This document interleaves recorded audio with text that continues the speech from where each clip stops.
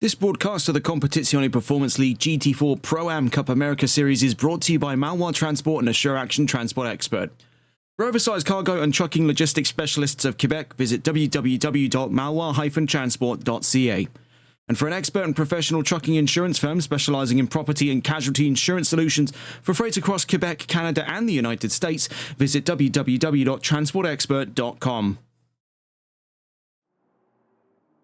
Good evening, race fans, and welcome back to TRTM for tonight's coverage of Season 3, Round 4 of the Competizione Performance League GT4 Pro-Am Cup America Series. As always, I'm Regan Clark. You join us here at the home of the British Grand Prix here for Round 4 of the Championship, reeling away from an exciting trio of new regulations in the last couple of weeks that took us across Brands Hatch, Imola and Monza from rounds 1 through 3. We arrive here at the Grand Prix circuit Silverstone, founded in 1948 by the Royal Automotive Club and comprised in the modern day of 3.6 miles and 18 turns, excuse there the creaking of the microphone, of FIA Grade 1.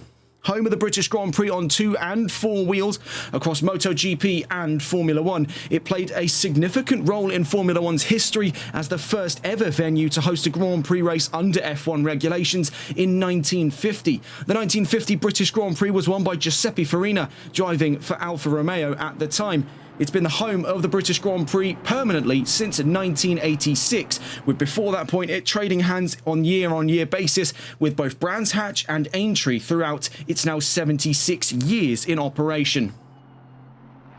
It is a fantastic circuit to behold and a wonderful place for us to get back in onto the 60-minute regulation format. Taking a look at the regs for today, we come away from the first enduro of the season back onto level ground here. 60 minutes of racing to follow for round 4. At the moment, we're in 20 minutes of free practice, 20 minutes of quali coming up around the corner. And as you see there, that's the regiment for qualifying. Still the staggered quali system introduced from round 2 of this season onwards here in season 3 of the GT4 Pro-Am Cup, and we're back on to one mandatory pit stop. No longer is it open strategy, it is for both fuel and tyres.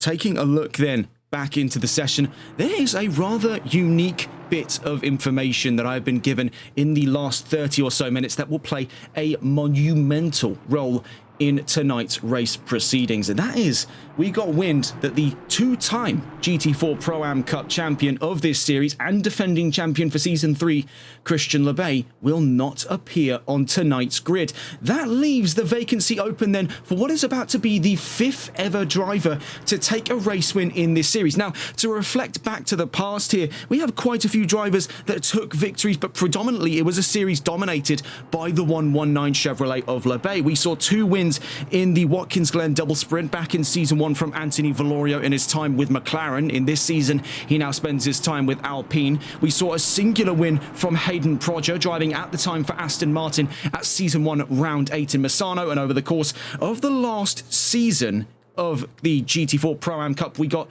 a number of victories in from Giovanni Badiali on his drive at the time with Chevrolet. So tonight then, we may very well crown a 5th race winner in the history of this series, 3 seasons in now. And a surprisingly small talent pool of overall race winners. Taking a look though at division wins for the course of this season, we have plenty more names to add to that list. Taking a look, of course, Lebay has dominated throughout Pro for the last 4 races. That's 3 rounds, one of which a double sprint race. And then in the AM category, we saw victories for Andrew Veldkamp, as well as for Cal Ford on recent occasion after the Autodromo Nazionale di Monza granted him his first win of the season by category in last week's proceedings. In terms of how that affects tonight's standings, taking a look then on the pro standings front, starting things off then, Lebay continues to lead the charge, but that will be thinned in his absence with that approach expected from Byron Forrest in 2nd and David Tanguay in 3rd place. Timo de Tosto in 4th, and then he's up and ahead. Rounding out the top 5 is Wishful Winnings with 67 points. He's up the road from Vincent Simard in 6th place with 58. Behind him, Vinicius Gois, who's been soaring up through the top 10 at the moment with 56 points currently to his name, could inherit a top 5 position by the season midway. A joint 8th place between Dylan Vecchiaré on on your screens at the moment, and Kevin Quain, 52 points apiece.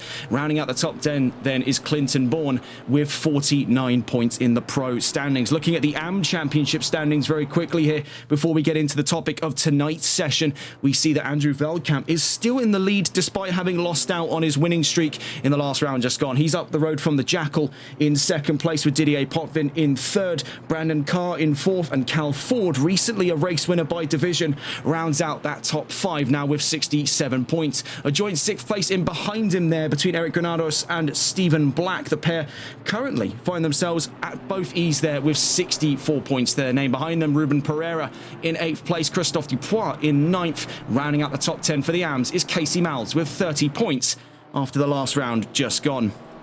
Taking a look then into the timing session, we've been following on board here with Dylan Vekere, and it's for this specific reason. Here at Silverstone, we're about 22 or so miles as the crow flies from the factory in Gaydon, Warwickshire, where this car, the Aston Martin V8 Vantage AMR GT4, was produced.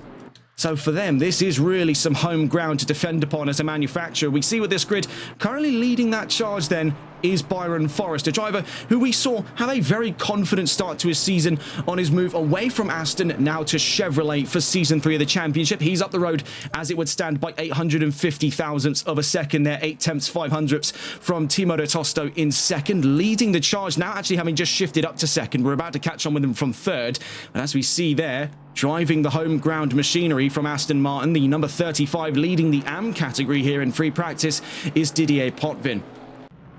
Now, some drivers that I've been informed to keep a close eye on, one of which pertains to one of the Mercedes cars on the grid. Just having a quick glance in here on our notes.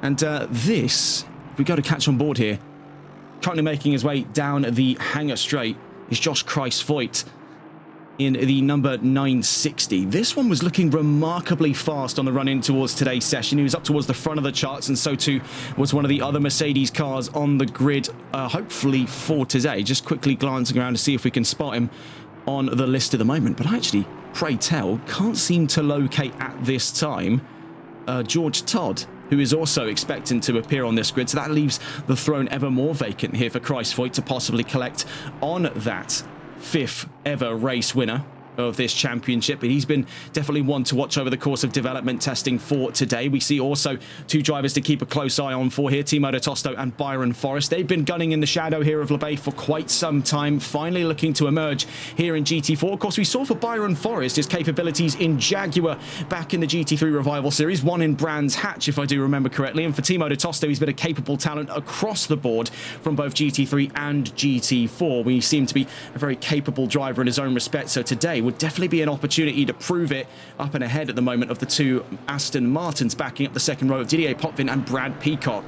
Now, getting a look into balance of performance before we get acquainted with some of the newer drivers of this grid today. Taking a look here, Aston Martin find themselves best with advantage, 16 kilos shed away from the Vantage for its home ground race. That puts them 2 kilos lighter than Audi, and that puts them also 3 kilos lighter than McLaren, their nemesis for this race. McLaren's headquarters are roughly some 60 miles as the crow flies away from this circuit over at the McLaren Technical Centre, where the 570S would have been produced for its GT4 debut. BMW lose 12 kilos for this round. Chevrolet, the dominant manufacturer of this championship, find themselves in the negatives once again, 11 kilos off the Camaro for this round. And we see there creeping onto the charts, and this is a topic of discussion for today here, with Karina Stinson, new driver to the field in the number 800. KTM joins the field here for Season 3, Round 4 here at Silverstone. The Crossbow will lose 10 kilos, and that's the same story at the moment for a season regular manufacturer, Mercedes. We see here Kevin Quain in one such Mercedes, furthest up the order for any of the AMGs right now,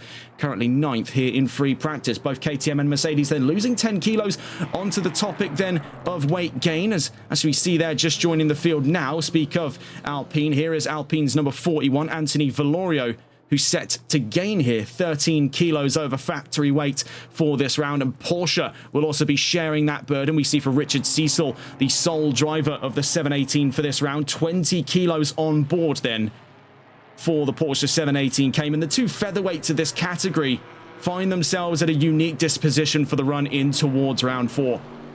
And in the absence of a dominant figure at the front of the field, the door has been left open And in comes the draft of drivers waiting to take that opportunity onto a possible race win today. Two categories, of course, fighting across the field, and we see both of which are currently led from the top 5. We see recently there for one of the new Aston Martins we discussed in the last couple of rounds here, I believe making his debut at Monza last week, is Moby Phillips in a fantastic number 007. Now, we actually went back and looked at all of this. Yes, that is, if I'm not mistaken, as close as we can get it, that's 1959 British Racing Green, a very unique colour blend that you can actually get on the V8 Vantage if you were to spec it via the Q division, which is Aston Martin's offshoot for their sort of special vehicle customization ward. That is as close as he can get, really, to a real-world manufacturer's colour. We see at the moment Phillips is 4th. We see recently there Josh Christfoyt now to 3rd. So that pushes Phillips to the back of the top 5. Aston Martin still in the top 5 at the moment. We also saw recently there, now divided by only 37 thousandths apiece, is Tanguay and Forest, and that's now 84 thousandths between the top 3 with the introduction there of Vincent Simard, a driver who, by the way, had a bit of a curious start to proceedings today here in Silverstone. Taking a look back at some of the pre-session testing data here and also some of the footage we got out through the 120, saw him up over 2 wheels, and it's a very mighty run of things here. It's definitely a very unique start to his day then. Of course, the Chevrolets have been somewhat of a subject of query about stability up over the curbs. We'll see, though, if that's going to prove to be the case here in Silverstone. We'll catch on board with the driver about to start their flying lap. So looking to scout around the field here. I believe the 999 is closest to. So we're on board here with the Jackal in that gold-clad Camaro, making his way then down through Woodcote Corner. The Jackal for our unofficial tour then of the Silverstone circuit. Starting things off then, we'll be starting out of the National Paddock down through to what is our turn 1 by our point of view here at Copse Corner, a section of the track that's often taken by Formula 1 machinery of the last 5 to 10 years flat out, though I highly doubt that's going to be the case this year around. More on that later on down the line when we get down through Maggots, Beckett's and Chapel.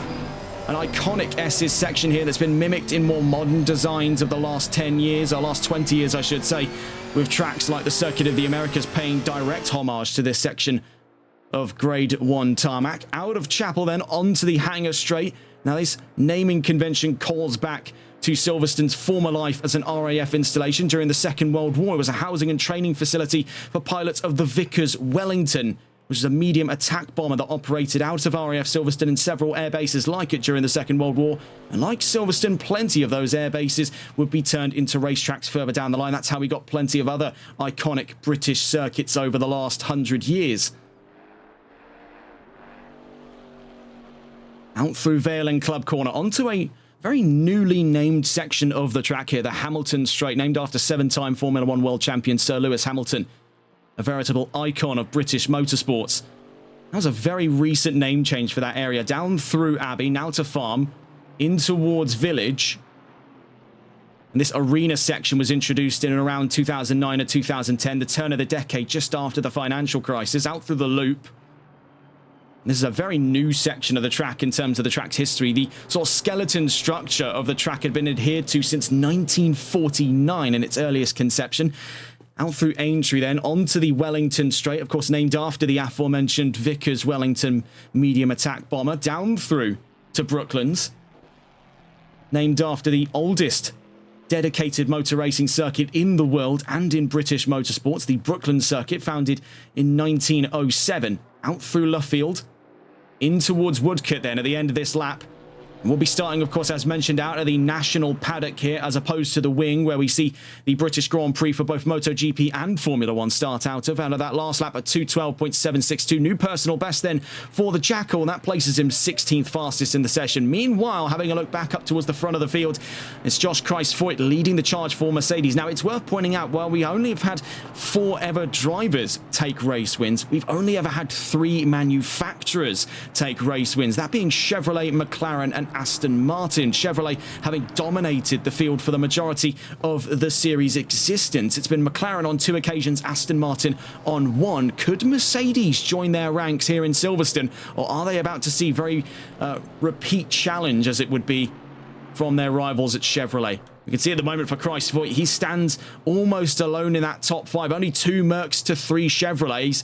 As sandwiching in those 3 Camaros is yet another Mercedes. That's Wishful Winnings in the 233. He makes 5th place up and ahead of McLaren's Timo de Tosto. Now, Aston Martin squeezed out of the top 5 at the moment. Now, we must consider as well, this is only free practice for a lot of drivers. They are gearing up to run more racing-adjacent loads of fuel, so much higher fuel loads to give themselves somewhat of a feeler lap of how the car's expected to behave under these setups around the track. As we see there, just stranded at the far end of Vale. That is the 707. That's Stephen Black with BMW, as it would stand there.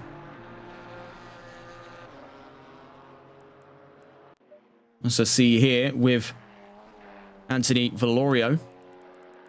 It's just quickly worth pointing out as well, that KTM I spoke of earlier. Where on earth did that KTM get off to? Has that been a disconnect perhaps then for Carina Stinson, the driver who was set to hop in and drive the Crossbow for its first ever appearance to this championship? It's actually quite a pity because we had a little piece lined up to talk about that very unique little motor, but in its absence then, the most bizarre machine on this track is going to be once again the Alpine A110. A car birthed out of very mysterious circumstances. Of course, there was that rising popularity. We do just see there now, I believe the KTM has reconnected, so we will still get our chance. But this car was birthed out of a very bizarre demand for lightweight sports cars in the late 2010s, and Renault answered the call by reviving its legendary Alpine A110. The car was the first ever machine to take the championship in the World Rally Championship back in 1972. Now in the modern day, its legacy survives on in this ubiquitous little GT4. It's got a punchy 1.8 litre turbo inline 4, and at the moment it was a very bizarre choice by Anthony Valorio, moving away from more conventional options at McLaren, over towards a driver Alpine, one that he told us he doesn't regret, as it's been a far more enjoyable experience on that move away because he's less really had the pressures of trying to perform to standard with McLaren, whereas Alpine, it's sort of you go to war with what you have kind of situation, and it's been a much more engaging, more fun ride for him. And as we've seen over the course of this series so far, that Alpine, in the hands of Valorio, a driver with great experience in GT4, can actually do quite a number of damage here on the rest of that grid. So we'll be very curious to see what he can do over the course of quali here in today's session. Now, right in the trailing end of free practice here, scope of some minute and a half left to go, we see here a very bizarre little addition to this grid. Carina Stinson's 800 KTM Crossbow GT4. A very bizarre machine. Of course, KTM better known for their exploits in motorcycle production. Dirt bikes, road bikes, and racing bikes of all shapes and sizes produced by the Austrian firm. But in the late 2000s, they had a fling to produce a track-focused sports car. That came to be known as the Crossbow. In 2014, they teamed up with Reiter Engineering to produce this very bizarre, almost stealth bomber-esque GT4 car, and it required extensive rework to both the bodywork and also in terms of the drivetrain, with the wheelbase having been extended by some 17 centimeters. It still inherits, however, that 2-litre EA113 turbo inline 4 from an Audi S3. We'll see how they do over the course of qualifying. Meanwhile, at the end of free practice here today, it's Josh Christvoigt, fastest of all, 310 thousandths up, and then we see from behind there Winnings now third, off by only 2 thousandths to Byron Forrest. This is set up to be here in the absence of the 119, one of, if not the closest qualifying sessions to follow in the history of this series. Normally, it's been a clean sweep for Christian Lebay, but as we get into the topic of qualifying predictions just around the corner here at Silverstone, it's going to be a broadly different chat in the absence of the 119. Across the line a moment ago then, Winnings is back out on track, but across the line a moment ago went the number 7. That's for Moby Phillips, up and ahead of Anthony Valorio into the top 8. Right in the trailing end of this session, 96 nearest, that's Casey Malles, having recently crossed into the top 10 in the AM category. He finishes the session 21st on the field. We see here for Valorio, of course, we spoke about the very bizarre choice to go to Alpine and how it has been a surprisingly potent choice of vehicle. See right now he is up there inside of that top 10, albeit squeezed towards the back of it here by Aston Martin, by Mercedes, by McLaren and by Chevrolet. We saw recently then across the line a moment ago was, I believe there was either Tanguay or Simard. They're back into the top 5 with De Tosto squeezed out. The end of the session, Valorio rounds out 9th place. You can see, though, only separate by about 3 tenths. Fastest of all, though, George Todd. Now, I think we failed to address the elephant in the room here, which was the number 12's absence of times all the way until the very trailing end of the session.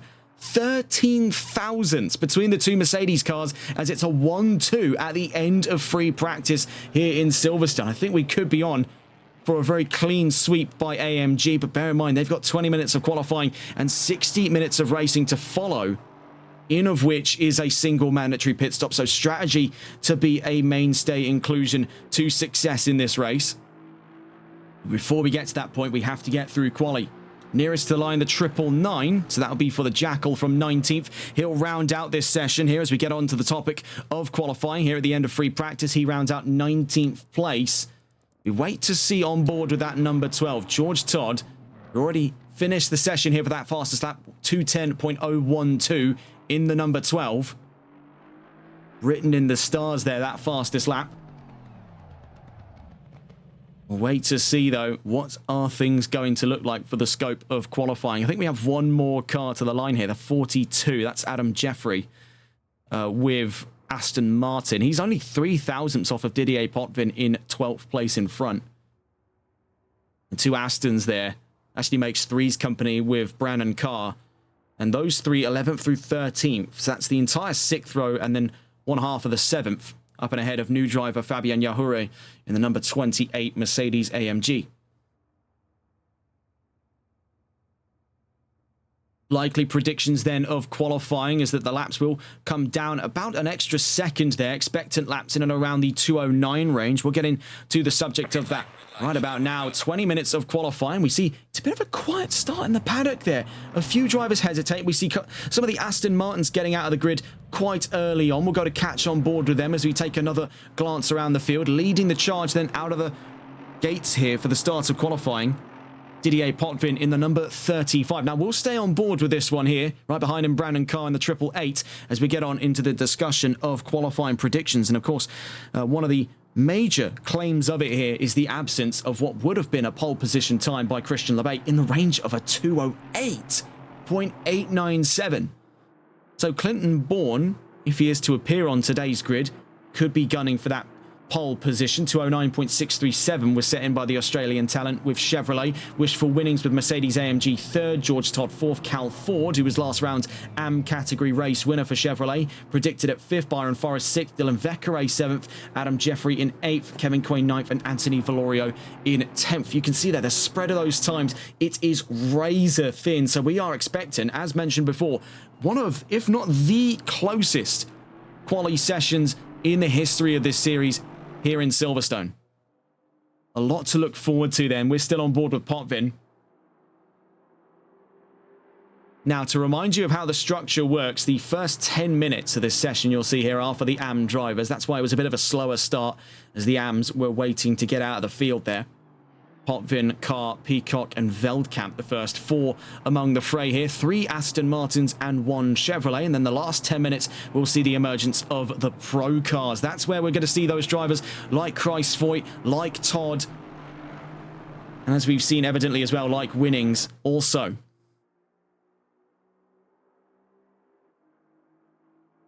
Three drivers who were looking especially fast towards the end of that. Also, there's the case there as well for Byron Forrest, Vincent Simard, the mainstays of the Malwar Racing Chevrolets, fighting in the absence of the 119. You see here another Malwar Racing car. This is down in the AM category. Didier Potvin about to start their flying laps. We'll stay on board with them here for the first flying lap of the session so far. Across the line he goes then for his first flying lap of Silverstone. Sadly, you can see there the telemetry is not going to be of much use to us as it's showing an extended outlap for him. We saw, though, in front of our very eyes, him start his flying lap. It's a bit of a rocky run on the exit of Cops Corner, but I think it does bring into perspective just how sharp that right-hander is when we're not driving around the track in the super high aero Formula 1s of the last couple of years. In fact, I believe the last time we had anything that wasn't a GT3 or a GT4 on track here on TRTN at Silverstone was a Formula 1 car. I believe a 2023 model back in the EA F1 days and the early TRR virtual series. How far things have come since then. Out through Stowe, number 35, then down through to Vale and Club Corner. We've also got word then Bourne will not be able to make it to this race. So taking a look back in, that's the whole front row expunged from those qualifying predictions. So wishful winnings, George Todd, Cal Ford, Byron Forrest, Dylan Vekere, Adam Jeffrey, Kevin Quain and Anthony Valorio are all shifting up 2 extra positions under those predictions, and it is looking very, very lively for what would be that second row. We'll come to see, though, with the majority of that grid being pro drivers, exactly what that's shaping up to look like for this quali session. We're still following on board then with Didier Potvin. Behind him is Brandon Carr and Brad Peacock, 2 of the BPR Aston Martins. The 888 and the number 27. It's worth pointing out then for Carr as well, he's been closing distance on Potvin over the course of this flying lap. Could that be some indicator of the pace lying underneath for the 888? Down through the Wellington Straight, in towards Brooklands and Luffield. The point to prove here today, Aston Martin at least gunning for an AM category win by the end of round 4. As we mentioned before, we're only some 22 miles as the crow flies from the factories where these Vantages were built.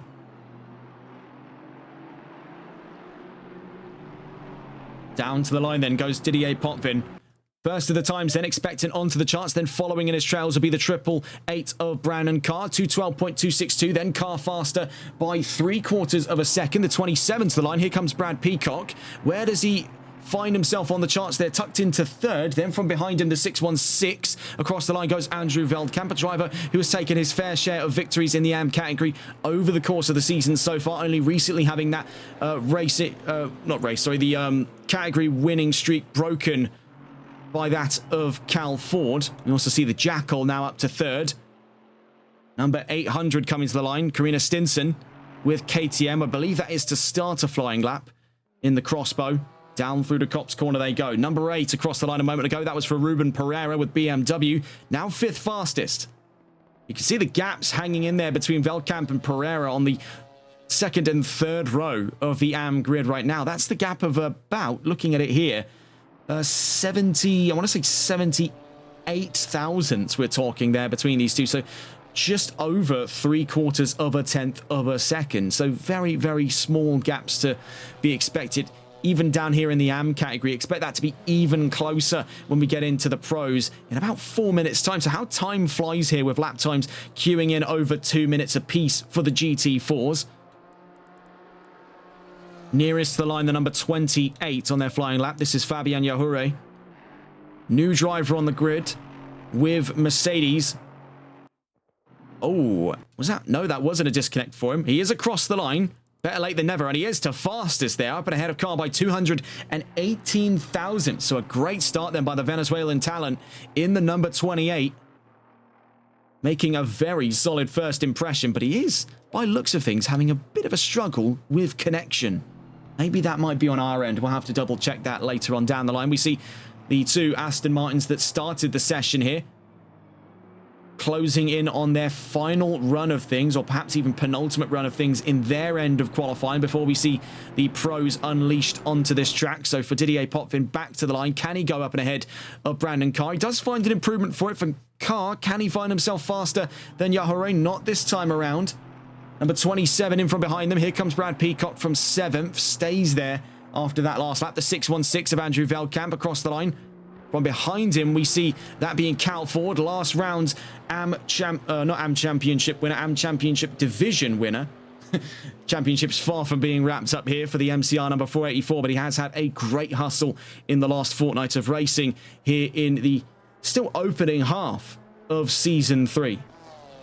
Cal Ford then fastest by 23 thousandths over Fabian Yahure with Mercedes AMG. Across the line a moment ago went the number 800, Karina Stinson with KTM, now 9th fastest in the session so far. Tucks in behind Brad Peacock with Aston Martin. So again, nearest to the line is the new one on the block here. Yahure in the number 28.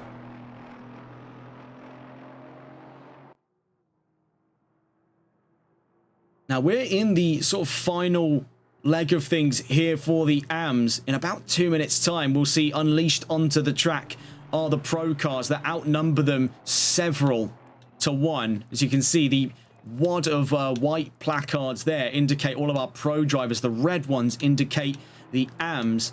Actually, as it would stand here, Casey Malz, despite being an AM himself, is not coming out onto this field.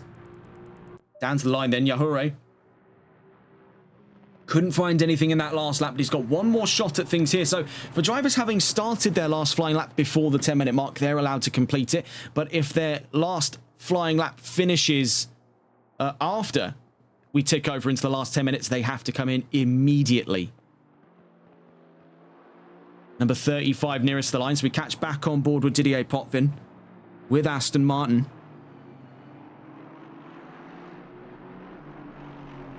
Down to the line he goes. Number 35 from across the line, the man who started this session, closes in on his final flying lap opportunity. Does find, again, an improvement there in his own stead, getting closer to his rival on the second row, Brandon Carr with BPR Aston Martin. Speaking of, we see his teammate Brad Peacock now 5th fastest up ahead of the Jackal and Andrew Velkamp. Speaking of, Velkamp's back in the pits. You can already see there the pros queuing for their exit. They've got 40 seconds before they're given the green light to get out onto this track and wreak some havoc here in this qualifying session. We see already starting things off is an incredibly close start to quali. Down in the AMs, 23 thousandths between the leading pair. We see now just joining the 10th time onto the charts there is for Stephen Black in the 707 BMW. And technically, he does have grounds to start one more flying lap. We'll see whether or not he will complete one. We see here completing his last flying lap opportunity will be Fabian Yahure. But taking a quick glance into that field, looking there, I believe starting that charge off is in fact going to be the number 30. No, it's not the number 30. Up in front of him there, sneaking his way on through, is Wishful Winnings. So the pros are out on track, and we'll be catching on with them for the first of their flying laps. Wishful Winnings looks to lead that charge up and ahead of the number 30 of David Tanguay, but catching on here, back in with Fabian Yahure in the Mercedes AMG down in the AMs. 23 thousandths of a second to clear for pole position in division here for the AM category. Down to the line, can he do it? Number 28 to the line. Across the line he goes. You can see there the pangs of frustration for him. So close, yet so far away. We still have a few stragglers here in the trailing end of the AM qualifying session. We see Brandon Carr on his final flyer. Behind him is his teammate Brad Peacock, who had a bit of trouble there on the exit of Aintree, just on his run into the Wellington. So as we transition away from the AMs, we'll be catching on with the pros in just a moment's time. We still see here with the last two AMs in qualifying on their side of things before they're forced to come in for the remainder of the session is Brandon Carr and the 999 of the Jackal. Down through Woodcote Corner to the line goes Carr. Across the line, stays third at the end of this session. So we'll catch on board next with the 999. And bear in mind, as per rulings by race control, anyone caught staying out longer than they're supposed to in this session will be dished out with a 30-second time penalty post-race. Across the line then goes the Jackal and stays in 6th place. Finds himself dead on half, actually just under half a second, I should say. That's 470 thousandths between himself and Brad Peacock in 5th place. So, catching on board with what is now the leading car of the pro qualifying end is David Tanguay with Chevrolet. Now, faster time of the session so far was set by a Chevrolet, Cal Ford with MCR Chevrolet, number 484, 211.267. We'll go on board, though, to see things out from the point of view of the number 30. David Tanguay then out through Woodcote as we start the first flying lap of the pro qualifying. Down through Copse Corner almost immediately there. You can see even for the pro drivers, ones with plenty of seasons worth of experience with these machines now, even they find themselves tiptoeing through turn 1. It is not an easy section here for the more mechanically minded GT4s in terms of where they generate their grip from. Now, that's not to say they're not getting anything from aerodynamics, but if you take a look at their bigger brothers up in GT3, I'm sure you can draw a very distinct line in performance between those two down through that section of the track. These are much closer, I would say, away from the traditional Grand Touring formula, much closer to the elder touring car, of which GT was derived from. Of course, everyone knows it that GT racing is somewhat of the rich man's touring car, and this is much closer to the more grounded experience of stock cars of times gone by, especially here for Chevrolet. And underneath its sleek exterior and advanced engineering by the mad scientists at Pratt Miller Engineering, the same boffins behind the C7R and C6R Corvette endurance race cars, it is still, at its core, a thoroughbred American muscle car. One that has seen racing on circuits not too dissimilar to this one long before Chevrolet ever committed a factory effort to it. Out through the run of the loop into Aintree. Number 30 then, David Tanguay, in what has been a very vibrant start to the pro qualies here.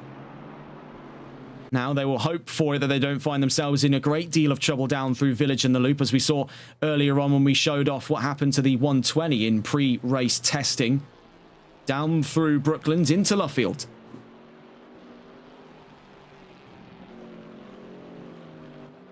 Has thus far been a very solid start to things for Tanguay. We'll see exactly where it stacks up, though, because, of course, we've been in that conversation before about some of the fastest times, and they're not coming from Chevrolet. We'll see, though, if that's the difference here into qualifying. Across the line goes David Tanguay, 2:10.052. From behind him approaches the 824. Byron Forrest off by only 0.08 of a second. Then the number 960, Josh Christ-Foyt, fastest by 45 thousandths. Then across the line goes George Todd by 502 thousandths. Half a second in the opening flying lap. That's just the first go-around here for George Todd, and he's fastest by half a second. Meanwhile, we also see that into the top 5 went Timo de Tosto just recently there. Also into the top 5 a moment ago went Vincent Simard in the 120. Anthony Valorio 7th, Moby Phillips in 8th. Kevin Quain in 11th, as it would stand. Richard Cecil with Porsche, of course, having suffered considerable amounts of weight gain under BOP regulations. Heaviest of them all for the grid today. The otherwise featherweight 718 finds itself down just shy of the top 15 in his first flying lap, with hopes for him to salvage that within the next 4.5 minutes. Looking at it, though, it's Mercedes, McLaren, Mercedes in that top 3. George Todd, Timo de Tosto, and Josh Christ-Foyt. A veritable big 3 here for quali in Silverstone, but never say never on prospects from Malwar Racing, Chevrolet, David Tanguay, Vincent Simard, and Byron Forrest. The triple threat of Silverstone's qualifying. These 3 almost inseparable there. Such a fine gap between all 3. We're talking, having a glance here at all 3 posts, less than half of a tenth of a second dividing these drivers. And they're not long to be back across the line here. 4 minutes left to go in qualifying. So as it would stand here for Tanguay, who's leading that charge with Forrest in tow down at the Wellington Straight, they've got about 2 more laps to play before the end of qualifying here. With a very, very heavy message laid in there by Mercedes, courtesy of George Todd. While Malwar Racing as a unit aren't going to be suffering too greatly in the absence of their 119 with the number 12, another Malwar machine taking pole. We'll see, though, for Tanguay, that's a Malwar 1-2. And across the line comes Forrest. From 6th goes 3rd, so a MRT 1-2-3. Across the line comes Christ-Foyt, and he says, no, thank you. Not by a long shot. 103 thousandths now up over George Todd. Forces all 3, then, of the Malwar Racing cars down through to 2nd, 3rd, and 4th. Timo de Tosto not long to the line here, but up in front of him, the number 5 and the number 7. We'll see here Richard Cecil from 16th across the line stays there. Moby Phillips from 10th across the line stays there. Number 41, Anthony Valorio with Alpine stays in 7th place. We see there Timo de Tosto from 5th across the line with McLaren and stays in 5th place. Number 42 and number 233 across the line just a moment ago. And we saw there for the 233, it's a Mercedes 1-2-3. Here as we enter the final 3 minutes of quali here in Silverstone. Wishful winnings to 3rd place. Could this be the first time then, at least in this season, where Chevrolet has been completely relegated of a spot in the top 3 for the race start? I'm not quite sure, but it is a very, very good sign here for Mercedes. 960, 12 and 233, your top 3 at the moment then. as we enter the final 2 minutes, just coming up around the corner then of qualifying today. Number 161, nearest to the line. So Dylan Vekere with Aston Martin, a driver who in the last couple of weeks, especially in the trailing end of things back last season, was showing some great promise in his time with Aston. Reprises his position with the team to come back into things for Season 3. Across the line, though, finds himself still scratching for a chance to be in that top 15. He's 18th, tucked in behind Richard Cecil, but just up and ahead there of the 42 Aston Martin of Adam Jeffrey. Currently 19th as he crosses out through Vale and Club Corner.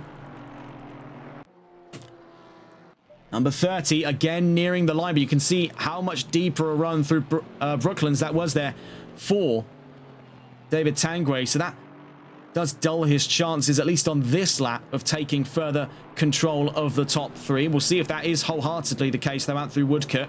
It definitely did look like the kind of move that would squander someone's endeavours in quali. Yes, that was the case. We see for Byron Forrest. That opens the door for him to move up to 4th place, up and ahead of his teammate. Across the line comes Kruijsvoet. Does he find an extension? Not this time around. 2:09.402, the fastest lap of the session thus far, and that's what it stays here as he crosses into his final flying lap. For the South African talent, this is looking to be really the Hail Mary solution that he's been waiting for. In the absence of that 119, it's the 960 that takes center stage here in the GT4 Pro-Am Cup America Series. Number 41 nearest the line, Valorio 8th as it stays at the moment. Across the line from behind him, Timo Tosto from 6th stays 6th. We also see there the Mercedes of Chili Peppers 11th now in the number 24. Spent last season with Aston Martin. And since his move to AMG, we've noted on several occasions it's been a much more competitive drive for him, trading off some of the more stable ground of the Vantage for more maneuverability at the hands of Mercedes. No trade-offs, though, in terms of the engine. Same one found in both units. 4-litre bi-turbo V8 engine, co-engineered by AMG. The M177 is the one we find in the Vantage. The M178 is the one we find in the AMG GT. They come from the same lineage, same family of V8 engines from AMG.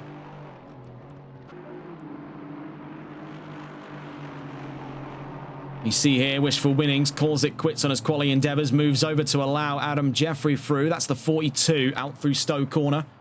And the 233 Contempt with as it stands 3rd place. We'll see, though, with one last charge around the corner here, down at Aintree into the Wellington Straight, between the Chevrolets of Maloir Racing. We see there both the 30 and the 824, and then just lingering in the background, the current pole sitter, Josh Kruijsvoet, in the number 260. Not 260, 960.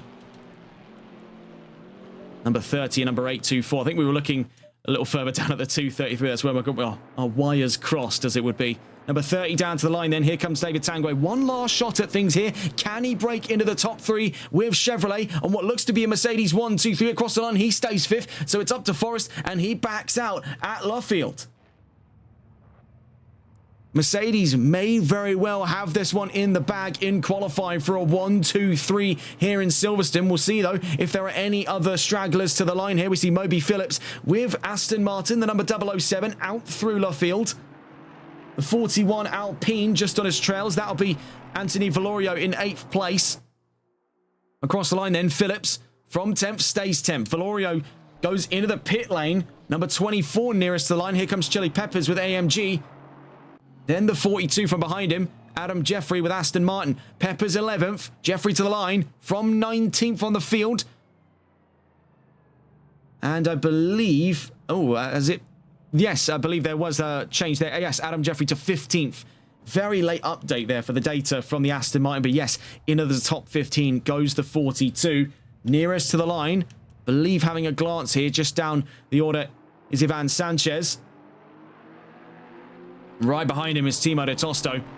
Coming into the line then, the 91 and the 58, the end of qualifying here. Can De Tosto break into the top 5 across the line? Not this time around. He finds himself spared a bit by 108 thousandths off of David Tanguay, currently holding the last of those top 5 spots. At the end of qualifying then, your pole sitters across both divisions. Josh Kruijsvoet with Mercedes AMG up in Pro, and Cal Ford with Chevrolet down in the AMS. We'll get a full look at the grid in a moment's time. Sadly, no news to report across the world of motorsports as of right now.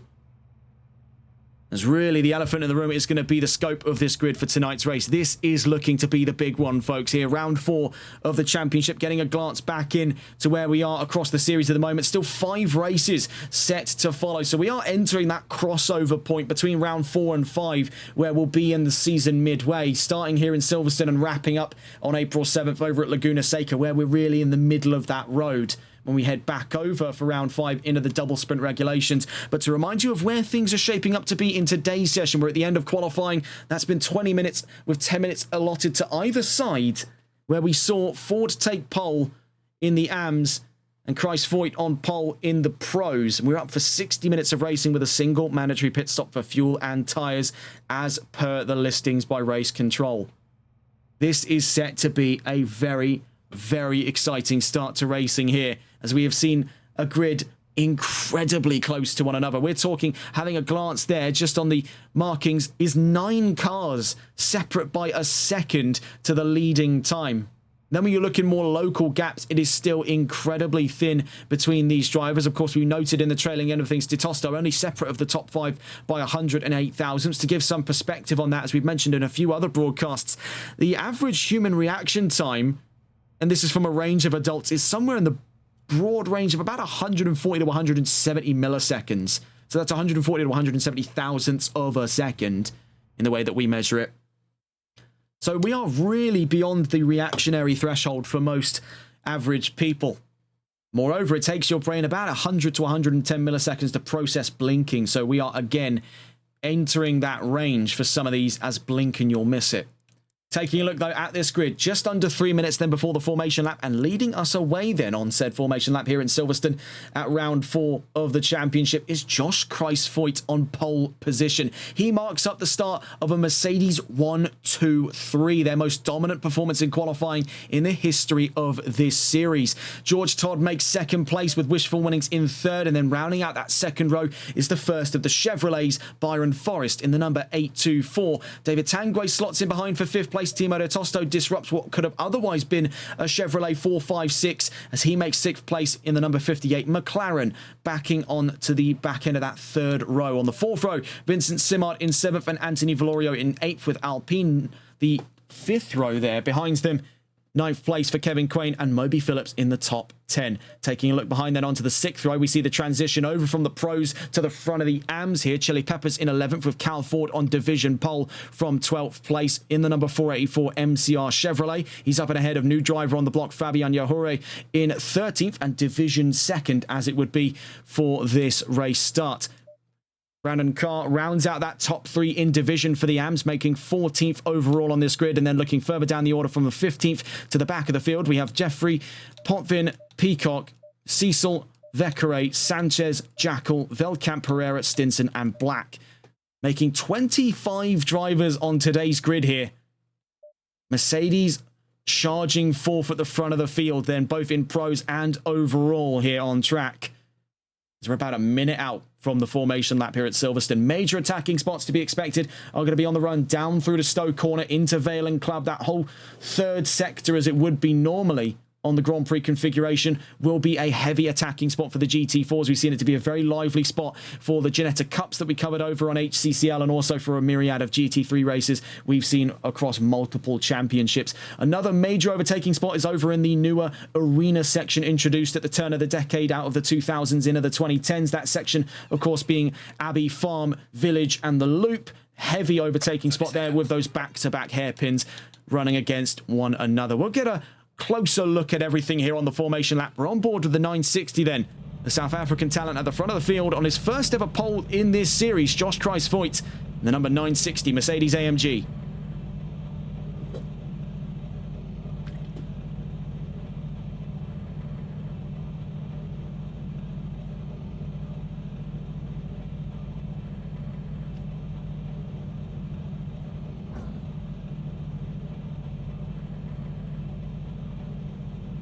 The way then, pulling away the sonorous cry then of that AMG V8.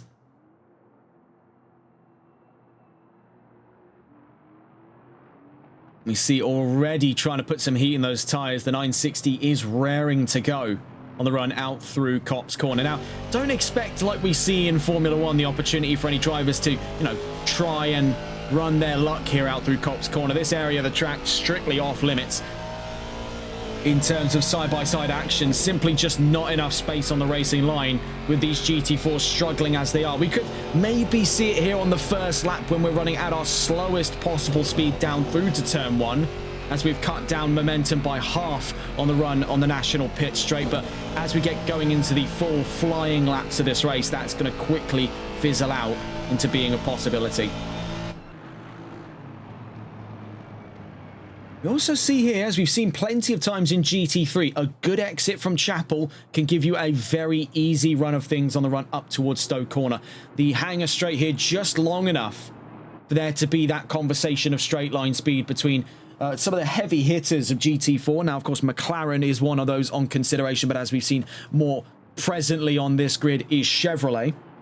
So for the Mercedes cars that have really had a lot of their power in the corners, on the straightaway sections, could they find themselves vulnerable to an advance early on by Chevrolet? That's what we'll come to see over the course of 60 minutes of racing here in Silverstone. And having a glance around the field then, just to look in with some of the other Mercedes cars on that top 3. We see this is from the third place car, Wishful Winning, starting third. Now, he's got probably one of the hardest jobs here because he has to really sort of pick and choose on what his priorities are. If anything, and I really do mean anything, happens to the 2 cars in front of him, he'll be first to know about it, and he could very well move up 2 positions to the race lead. We've seen just how chaotic some of these race starts have proven to be in this series. Moreover, he's first to be on the receiving end of those approaching Chevrolets. Byron Forrest, who we've seen to really take some initiative in this season on his time away from Aston Martin over to Chevrolet. We spoke with him at the end of season 2 about this move, and we've seen so far it has proven to be the choice worth making for the American talent. He finds himself 4th on this grid, first among the fray into those leading triad of Mercedes cars on the start of this race. We'll see what opportunities he can take with that over the course of the first couple of laps here, because this is looking to be a very sternly defended top 3 in the pros. Just having a quick glance there, part of the top 3 in the AMs. We see here Fabian Yahure with Mercedes AMG. Behind him, Brandon Carr in the Team BPR Aston Martin, the 888, the black and green, and then the up in front of him there, another black and green car. Different team, however, MCR's Cal Ford in his drive with Chevrolet. Again, looks like connection troubles for him, but he is still on the grid. That's what I've been told at the moment. Just a little harder to follow him than some other drivers on this grid. We see here Josh Kreisvoigt doing his best impression of Kimi Räikkönen. Rest of the grid still trying to put heat in the tyres, but he's just got himself in the element, as it were. He's in the zone, and this is his best possible chance to enter the history books in this series, to be the first ever driver to win with Mercedes, to be the 5th ever driver in 3 seasons to take an overall race win. But he's got 60 minutes of racing to follow, and with 25 cars in all rolling down through Luffield, this is set to be a very, very special round indeed here.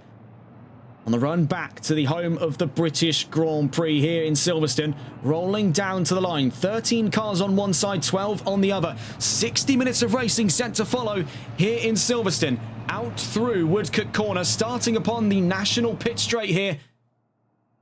Down towards the line. Mercedes in the top 3 spots. What can they do here in Silverstone? We're about to find out. Without further ado, for Season 3, Round 4 of the Competizione Performance League GT4 Pro-Am Cup America Series, we are green and racing here in Silverstone. A brilliant start then from the front of the field. A bit of a run around the outside there from the number 12. We did have a bit of a glitch there with our timing equipment, so we are a little bit slower on the top end. But if you really do need a consensus, take a look in the bottom left-hand side, but not for too long, as it does look to be here. A move possibly for the race lead. It's contact between the 960 and the 12. George Todd runs over Chapel Corner, joining up in front of Kreisvoigt. He will be livid to see that 12 up in front of him. Right behind him is Wishful Winnings, clinging on to the back end of his fellow Mercedes cars on the run up towards the hangar straight down to Stowe. Meanwhile, glancing in at a rapidly approaching, I should point out, Chevrolet with the, oh my goodness, these systems here going absolutely AWOL. That, as it would stand, that is David Tangway side by side with Wishful Winnings on the run down to Vale and Club Corner. Almost trying his luck there on Josh Christ-Voigt. We see now trying for the inside at club is the 233. Muscles the number 30 out there. The 824 joins in on his rear right quarter. Up on two wheels on the exit of club corner. Onto the Hamilton straight. Byron Forrest could be up 2 positions here for the run down into Abbey, but it'll be the number 30 in front of him of David Tanguay to take initiative. Down through Abbey, into Farm, up in front. Meanwhile, the 3 Mercedes cars were previously at war, but what is now 3 becomes 2. Josh Christ-Voigt seeing red here with that move by Todd. Meanwhile, the 30 in trouble. The 824 is going up and around the outside here at the loop. Will he have the momentum to carry down through the Wellington straight? As we see, of course, Winnings having dropped to the back of that top 5. The 120 sizes his chances, but it's civil war amongst the Chevrolets. The 30 versus the 824. We see the 120 getting up and alongside the 233 down through into Brooklands. Running deep there on the brakes. The 233 tries to hold all the way to the right-hand side. That was the same story there for the number 30. And that's allowed Byron Forrest in the 824 Chevrolet to shove up to 3rd. We see still up in front is the battle of the 2 Mercedes cars at the front of the field. Josh Christ-Voigt versus George Todd. So having a glance outside of that top 5 very quickly. Of course, we still see imminent advance here by Simard. But taking a look here, that was Timo de Tosto trying his luck down at Copse. I thought we'd never see something quite like that. And as we see, his efforts have been somewhat in vain because it's kicked the door open for an advance here from the 607. This is Kevin Quain with Mercedes-AMG. Right behind him is the titular Alpine of Anthony Valorio, still clinging on in that top 10, looking to take some modicum of advantage here of the battling giants in front of him. Right behind him, Moby Phillips in the top 10. Cal Ford continues to lead in AMS. Up and ahead of Fabian Yahure. We see right behind him is Dylan Vekere. Up at the front of that field, Tanguay's looking at the inside down at Stowe Corner. Have a glance on here with the number 30. Up and ahead of the 824. He leapt for it down at Stowe. The 824 looks for a possible chance of the counter-attack here. Down through to Vale. Meanwhile, in the background, spilling over the 120 versus the 233, and that is for Vincent Simard to try his luck here on wishful winnings. There was the chance of a counter-attack there, but lacking the momentum on exit of club, he tucks in now behind to 6th place, and that spills almost immediately over into this ongoing fight between Timo de Tosto, Kevin Quain, Anthony Valorio, and Moby Phillips to the back of that top 10. A great start to racing then here in Silverstone. And we see the 607 possibly to be challenged here on both sides by the 7 and the 41. The 41 up and around the outside. Anthony Valorio, the David to the 607's Goliath on the exit of the loop. A brilliant start then, I must say. And we also see now tucking in behind Moby Phillips is the newly found leader of AM, Fabian Yahure, with Mercedes-AMG having got up and ahead of Cal Ford. We also see here, Ford's not out of the woods just yet. Dylan Vekere was momentarily looking at his chances down at Brooklands. The 484 is running out wide. Cal Ford could drop out of the top 12, and that he does. Vekere up to 12th place. Chili Peppers in behind. Adam Jeffrey on his trails. There to the back of the top 15. Having a look back in, though, with the front of the field here. This is on board with the fight for the lead. Christ-Voigt versus Todd for the lead of this race. A very controversial start for the 2 Mercedes cars at the front of this field, with Todd having cut over Beckett's and Chappell to maintain a leading position on the run down the hangar straight. One that is, I imagine, greatly frustrated that of Josh Christ-Voigt in the number 960. Behind, we see the battle of the Chevrolet cars for the last of those podium positions. The number 30 and the 824 have already clashed heads on a few occasions here over the course of what has been some 5 minutes of racing in all as it stands right now. Having a glance back in just quickly to the front of that field, as we see there, Christ-Voigt looks for it on the inside. I think it was an attempted fake out because it's allowed the number 12 to go defensive, and then the 960 premier access to the racing line. Josh Christ-Voigt side by side with George Todd down through De Vale. Looking to try and go the long distance here, but the number 12 swings back in on that racing line, slams the door shut. In behind, the 824 continues on in 3rd, up and ahead of the 30. The number 120, though, is under siege, as around the outside at Club Corner is Wishful Winnings. Now he'll be to the outside at Abbey, then to the inside at Farm, and the 58 is hot on his trails here. That's Timo de Tosto with McLaren. We see, though, that number 233 is all over the shop for desync. Oh, I think, was that? No, it wasn't. It wasn't a disconnect. And thank goodness we did catch back on board with him, because look at this move here.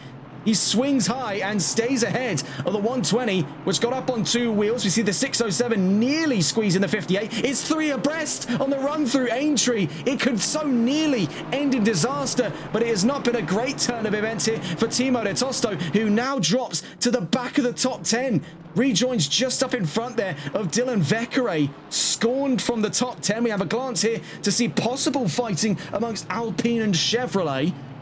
That'll be between the 120 of Vincent Simard, currently side by side with Kevin Quain in the 607 Mercedes. He's on the inside here at Luffield.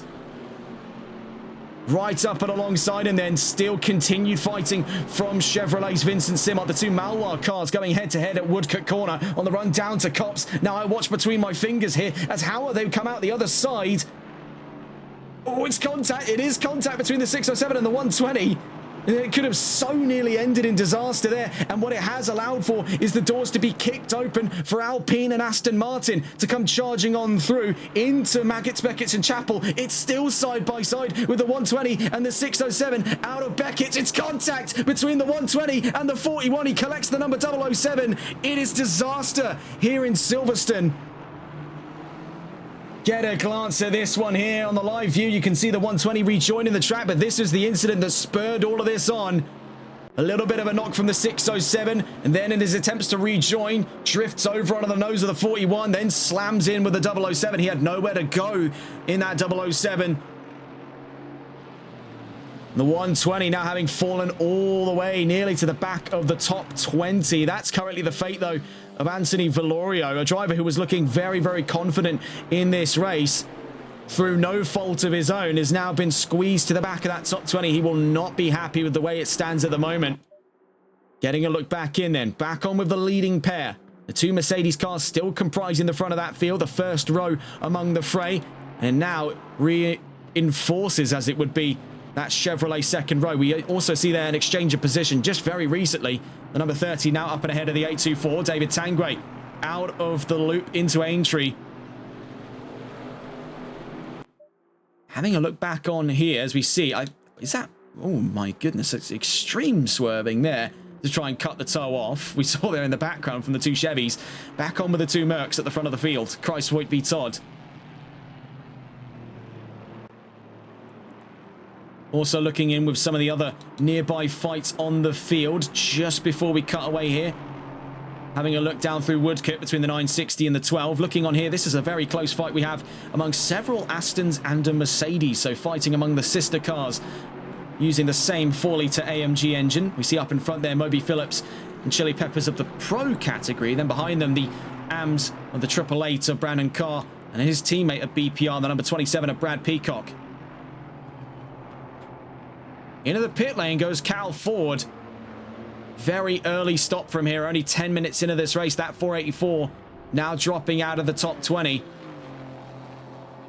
It's been a very, very rough start for him. Having a glance in here, Simard cutting his way back through the field. Now up and ahead of Didier Potvin in towards Maggots, Beckett and Chapel. We'll have to catch on board with his exploits a little later on as we see here out through Stowe. Back on with the leading Mercs of George Todd and Josh Christvoigt.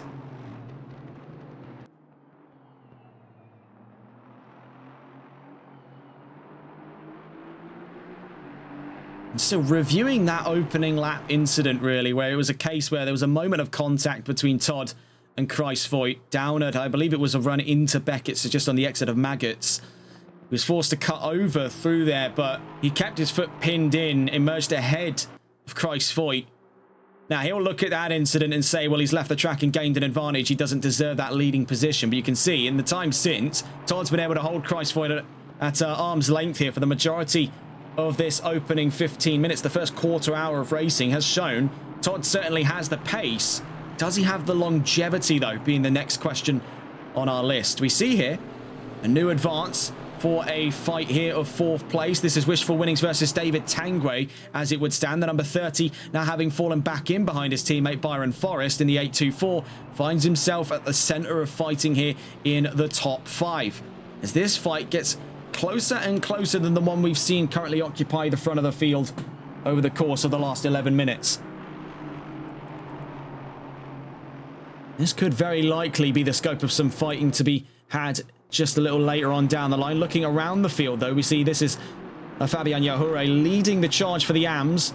Currently holds about 5.3 seconds up over Brandon Carr in second in division. That's 11th overall as it would stand. Looking on board here with Winnings. And this goes to show that physical gap we're seeing between himself and fourth place at this time as one of the closer fights currently on field. Now, it is worth pointing out that 960 is still closing distance on the 12. No current news yet on really what that's going to look like. Again, looks like some connection troubles we're seeing for a few drivers. Not in terms of disconnects, but it's a case where they're becoming a little harder to track. That cut back to the pit lane is not intentional on our end. That's happening totally from out of our control. We see here Vincent Simard's latest target on his cruise back into the top 15. He's currently 15 for the moment. Tucked in behind here, Ruben Pereira in the number 8 BMW. A rare sight on this field. Not as rare as KTM, I should point out, but rare nonetheless to see the M4. This is the older generation, first gen M4 as it would be, as we see the second gen M4 up in GT3. And this has also since replaced this model down in GT4. See here for Pereira at Vale & Club. That Chevrolet advancing in very, very quickly now as it would stand on the Exeter Club corner onto the Hamilton straight. 0.2 of a second. We see lurking in his rear view down towards Abbey. And you can see that just clear difference in momentum carried there through Farms. Going to make for an easy run on the inside by Simard. He holds that furthest to the inside line. Pereira's going to run things around the outside. That nets him the inside for the run to the loop, but he doesn't look to dive for it there. It would be too shallow a line. Could have created an incident for him. So he tucks back in behind. We see there, just behind him, the Chevrolet of the Jackal, currently contending with him for Division 4th. And then behind that Chevrolet emerges the 41 Alpine, still hunting down the 120. Of which was the cause of his drop down the field. You see here with the Alpine in question, now up to 17th place, up some 3 positions since his incident. This is Anthony Valorio. We'll catch on with them a little later on as we see here. Ongoing fight presently as it would stand for 6th place, Quain Vivekere. You also see here up in front, this is Winnings v Tanguay, and this is Christvoigt v Todd. So 3 fights there. Actually, that makes 4 with a recent pass there by Timo de Tosto and Fabian Yahure inside of that top 10. Back on board, though, here with Vekere versus Quain, as they could very quickly be joined by recent progress alone there by Timo de Tosto. We see the exiting part of his fight with Yahure in the background from the Aston Martin. And up in front, you can see that fight between Winnings and Tanguay in the top 5. Staying on board, though, here with Dylan Vekere. Presently, as it stands, then fighting for 6th place with Kevin Quain. He's about 0.7 of a second out. We've seen him slowly but surely chip away at the Mercedes, but he's got his own fish to fry here in terms of that pesky rear axle. Oh, hang on a tick there. I saw a considerable amount of dust kicked up in the background. Yes, that is who it's for. Timo de Tosto had a bit of a rallycross excursion bit there. In the 58, drops in behind as it stands the Mercedes of Fabian Yahure. And then just up onto the front end of the Aston Martin of Moby Phillips. Now, fun fact, speaking of rallycross, there is, or was at least, a rallycross circuit right here at Silverstone. Former home for the World Rallycross of Great Britain from 2018 to 2019. More on that at another time, though. We see here, looking up the inside on Wishful Winnings, David Tanguay.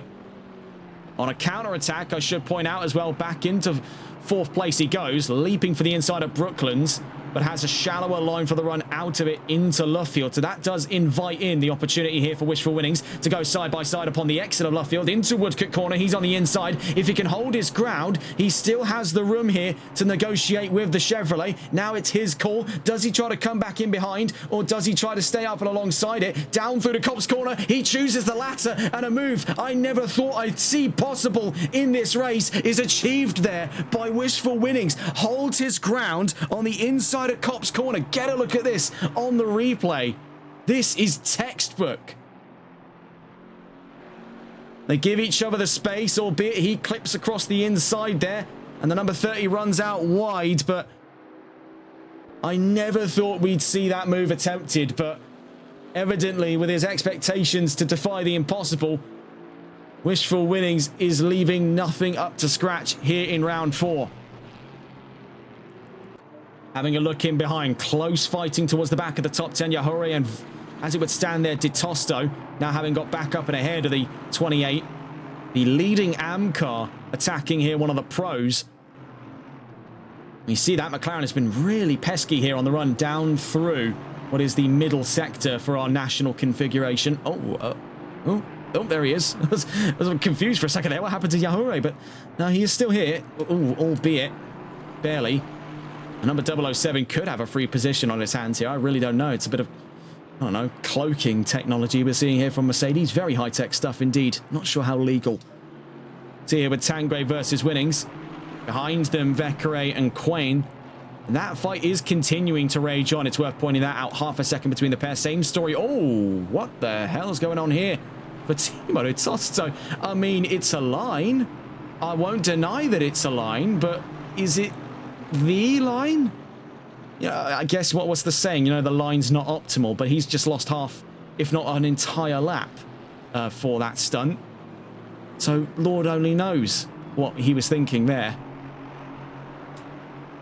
It's, you know, it's certainly a line. Sorry, I'm at a complete loss of words there. He's dropped to obviously the back of the top 20. When you cut the track that much, you lose a whole lap. Into the pits, I'm pretty sure that's the end of the road here for Timo Tosto, and it wouldn't be much a surprise if that were the case. You see, he already knows his goose is cooked. It's not going to stop him from trying not to speed in the pit lane, at least. Into the pits goes Timo Tosto. What has been a very bizarre possible end of his race here in round 4. Catching back on with the leading pair then. George Todd versus Josh Kreisvoigt. These two looking closer than ever. This is as close as they've been since the race starts nearly 20 minutes ago. And as we are coming up on the first 20 minutes of racing, nearly a third of the way in here in round 4 of the championship, getting a look at where things stand at the moment. We're looking on with the leading pairs. George Todd leads with the fastest lap. Josh Kreisvoigt in 2nd, Byron Forrest 3rd, and Wishful Winnings in 4th. David Tanguay in 5th place. Kevin Quain in 6th. Dylan Vekere 7th. Moby Phillips in 8th. Fabian Yahure in 9th, and Brandon Carr rounds out the top 10. Chili Peppers 11th with Vincent Simard in 12th. Brad Peacock in 13th. Anthony Valorio in 14th. The Jackal 15th. Ruben Pereira in 16th. Didier Potvin 17th. Andrew Velkamp in 18th. Ivan Sanchez 19th. And Stephen Black in 20th. Karina Stinson in 21st. Richard Cecil 22nd. Cal Ford in 23rd. We've got word in there from Timo Tosto as we quickly see here. Kreisvoigt so nearly squeezed there down through the loop. Tosto writing in to explain his side of things, as we do see the 58 is out on track, so he's determined to see that checkered flag. Was punted twice and lost a lap from a bug. I believe that was more so probably from the cut across track, but we did see there would be very few reasons to explain how you'd end up on that opening line. So I think definitely would be a case where we maybe didn't see it out through Abbey into Farm, that there was a moment of contact that forced him all the way on the exit road, and he saw it the most efficient route just to cut all the way through the arena. So we're going to go and catch back on board then with some fighting at the front of the field. But before we do, having a quick glance in behind, as we do see yellow flags are out. It's for the number 8 down at, by looking at it here, the loop into Aintree. That was for Ruben Pereira. We see this is the point of view of Adam Jeffrey. The 42 can see the number 8 there. That will soon have to move over for him. We're back into green flag conditions. We've seen no noticeable signs of damage for the BMW. Moby Phillips is into the pit lane in the 007. In goes the Aston, and he does have front-end damage, albeit fairly minor front-end damage, as it would appear. But still, you can see that panel gap forming between the front bumper and the bonnet. Or the hood, if you're listening in from the United States.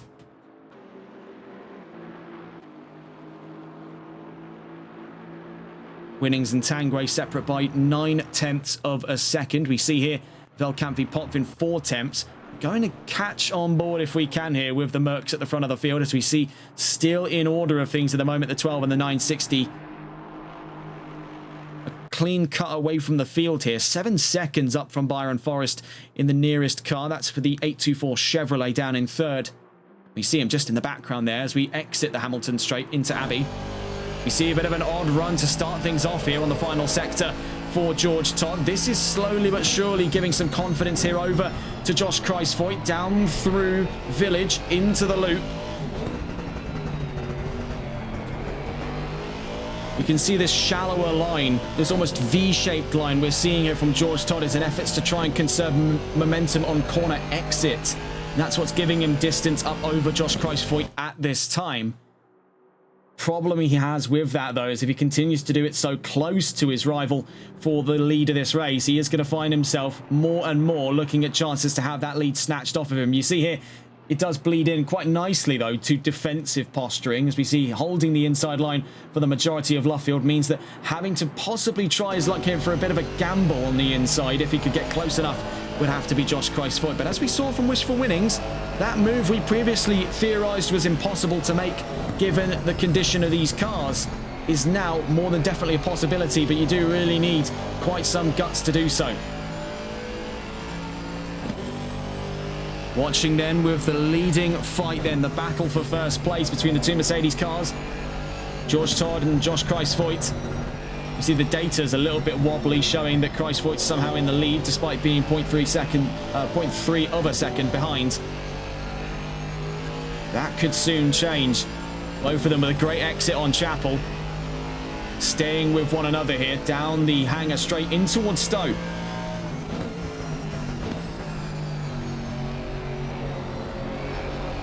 He's got more grip there just on the run through Stowe. But it's on exit where Todd's able to open the taps back up and keep Kreisvoigt at arm's length.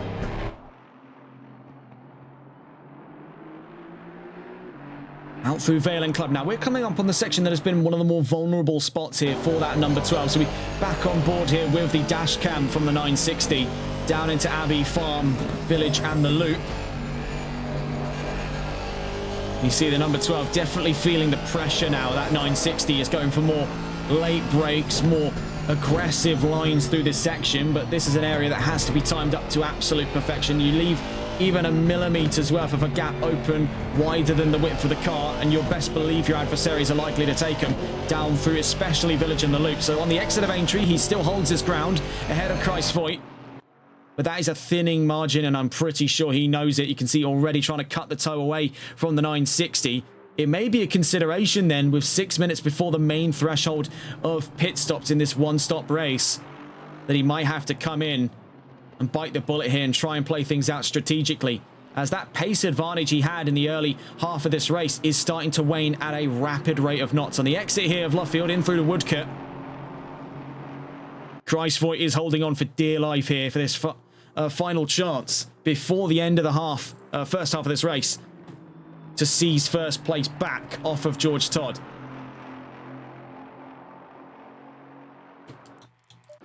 Glancing back in at some of the other fights on the field, this is one of the closest among them we have at the moment. The other that is close in this variety, as we see down through Maggots, Beckett's and Chapel. We'll just quickly stay on board with these two before we get on with some of the others. We might very well have to stay on board with them for the remainder of this lap, because they are getting closer and closer and closer. It is worth pointing out here, this was the other fight in question. Simard cutting his way up through into the top 10, getting up and alongside Carr down at Copse Corner. So the second driver to attempt doing that and succeeding.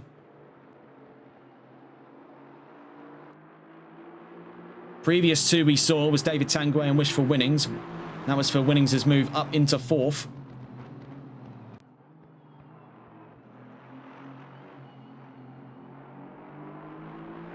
Number 58 has a drive-through for track limits. That pertains, as it stands, then to Timo de Tosto. Fortunately, very close then to the pit entry. We see here a big spread of cars towards the back of that top 10. Vincent Simard having recently got up ahead of Brandon Carr. We see Chili Peppers and Anthony Valorio hot on his trails here in the opening half of this race. Down through the Vale and Club. We'll catch on with them in due course as we're back on with the two Mercedes cars pushing each other out through the loop onto Aintree. Down the Wellington Straight. Closer than they've ever been all race on the run down towards Brooklands and Luffield. We see here Josh Kreisvoigt looking at the inside. He's trying to fake out defensive moves here from George Todd. He's comfortable on that inside line. out through Luffield. 4 minutes then before we're halfway through this race. For these two, they've got about 2 more laps on this stint, but calling things early there goes George Todd. So Josh Kreisvoigt now back up to the lead of this race, but with strategy now playing its hand into the mix here at the front of the field. Where will he find himself after his mandatory pit stop? Somewhere down the line in the next possibly 2 laps. We see George Todd now into the pit lane. Byron Forrest stays out. Wishful Winnings does the same. It's Tanguay and Quain in now. The 30 in the 607. The 161 here. This is Dylan Vekere. Stays out. Fabian Yahure leading in the AMs at the moment. On his debut drive, it's worth pointing out. Stays out. Simard the same. Carr the same. Valorio the same. And Peppers the same. As for the Jackal and Potvin, they stay out. Andrew Veldkamp, by looks of it then, is coming into the pit lane in the 616. A few early stops here just before the halfway. And we also have the myriad of drivers having come in way earlier. Among them, Cal Ford, Moby Phillips, Brad Peacock, Richard Cecil, Timo de Tosto, and Adam Jeffrey. Actually, no, Adam Jeffrey's not done a mandatory yet, so that's a curious story to be told. Meanwhile, George Todd's already out of the pit, so a very quick stop for Mercedes.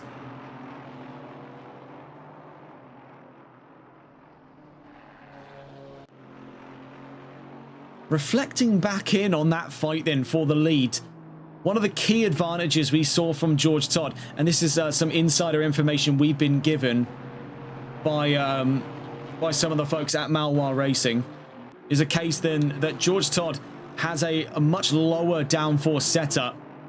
And the reason why we know this is because we were informed by Christian LeBay, who is the almost sole provider of all setups for the Malwar Racing team. He spends a very long amount of time setting these cars up, so he knows the ins and outs of how these machines ought to behave. So even for Silverstone, this is a very low downforce setup. Navigating his way then out past the run of Sanchez and Pereira to 12th place. We see a very vibrant start to his second stint then by George Todd. Bear in mind, this is a low downforce. So for his ability to be able to do all of this, and it doesn't really look like the car's that sluggish in the corners.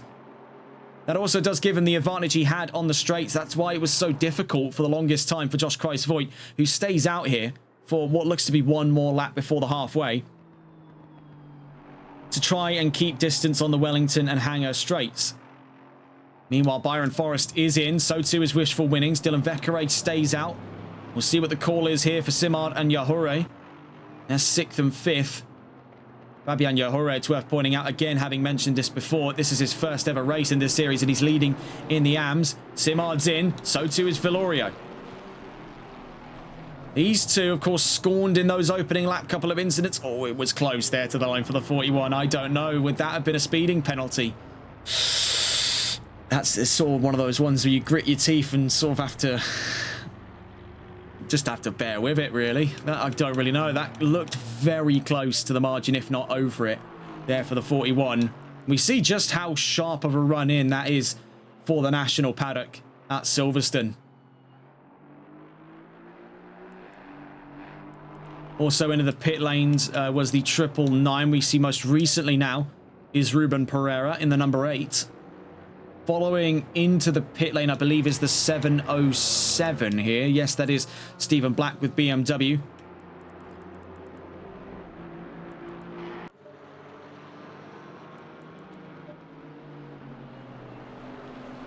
Back on here with Josh Kreisvoigt.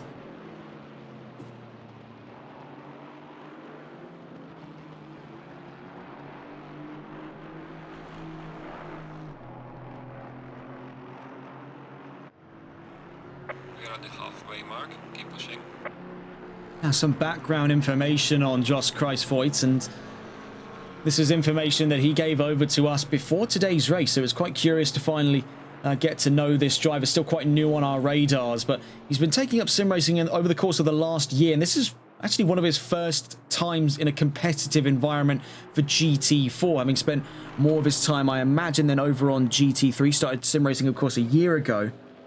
And a 30-year-old from South Africa living in the United States. So hence why he's competing here on the sort of national level here in the GT4 Pro-Am Cup America Series. What has been a grid of predominantly drivers from continental North America. We see this one here representing South Africa. Now, I believe historically we've seen other South African drivers before. I think one among the fray, if I had to rack my brain about this, I think a few seasons ago was, and yeah, I have to get back to you on that one because I'm pretty sure I know if there was one on this grid. I might have been thinking of a different, no, I'm thinking of World Series, now never mind. So yeah, I think this is a very rare case to see in this series then. I'll have to look that one up later on, but for the time being then, Kruijsvoort still leads that charge and over the threshold, surprisingly, where we thought he would have come in at around the 30-minute mark. He's staying out here on lap 14. Meanwhile, Dylan Vekere stays in second place as it would stand. It's now Brandon Carr up to third as Fabian Yahure, Chili Peppers and Didier Potvin are all into the pit lane. But George Todd, he's boosted back up to fourth. Ivan Sanchez stays out. That's with Holkianos.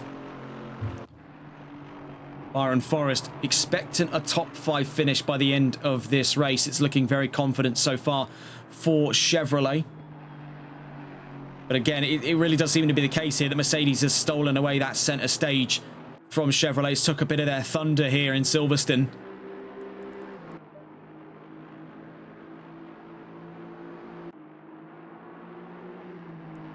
Now, in terms of close-by fighting, we see was momentarily one consideration for Stinson v Ford. Now, we see with Karina Stinson into the pit lane at the moment in the KTM. 15th as they enter. We see now Cal Ford versus Moby Phillips. This is Aston Martin versus Chevrolet. Cal Ford, who was last round's race winner in the AM category over at the Autodromo Nazionale di Monza, broke the win record off from the 616 of Andrew Veldkamp. It looks to be, again, a growing win drought for that 616. He finds himself down in 21st. That's division looking at here 7th in the AMs as it would stand at the moment. That's actually division 8th as it would be the case where Carr has yet to come in. And you see the 960 stays out. The 161 does the same. But will we see 3 on the trot here? No, doesn't look to be the case there. Karina Stinson given a stop-go 30-second penalty for speeding in the pit lane. That's what KTM. We see the Aston Martin not trying to follow in its trails. Though I will say that sudden jolt of acceleration definitely did put a bit of a lump in the throat there. You can see possibly a bit of the panic setting in for Brandon Carr. Was I slow enough there for the limiters? Am I going to be in trouble as I leave the pit lane? See here for Ivan Sanchez. He's also into the pits. Swinging high and around the outside of him there. Byron Forrest back up into the top 5. He'll be up to, as it stands then, back up to 4th with more positions to possibly gain over the next 26 minutes here in Silverstone. It's been a brilliant opening 44 minutes so far here. 34, not 44. That would be otherwise 16 minutes left in this race. 34 minutes of this race. And having a look in with some of the closer fights, we see this is one in particular. Vincent Simard, of course, was in that incident not too long ago down at Maggots, Becketts and Chapel. It was a disastrous turn of events from the drivers up in Pro. Also ended up claiming a lot of trouble there further down the line with Phillips, who caught that fight between, it was Simard, and ended up drifting into the nose of Velorio.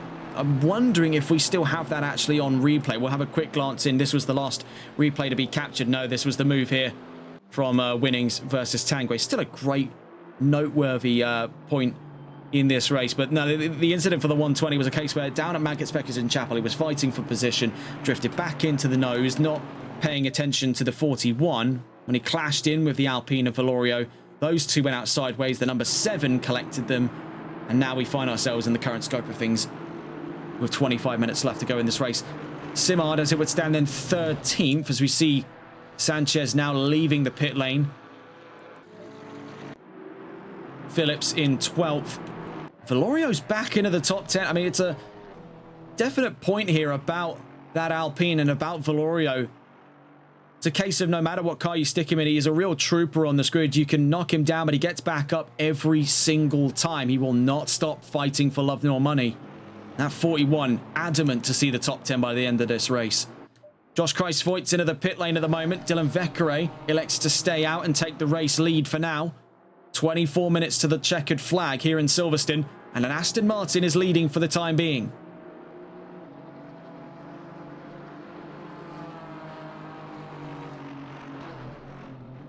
Now, my notes here, by no means locals, Mercedes are still frequent visitors here to Silverstone, albeit that's with their Formula One branch located over in Brixworth. Silverstone does find itself as the sort of pulsing heart of Britain's motorsports valley. A decent majority, I think it's somewhere in the ballpark of about 80% of the current Formula One grid. That might actually be closer now to 90%, with only exemptions being Ferrari being based over, of course, in Maranello.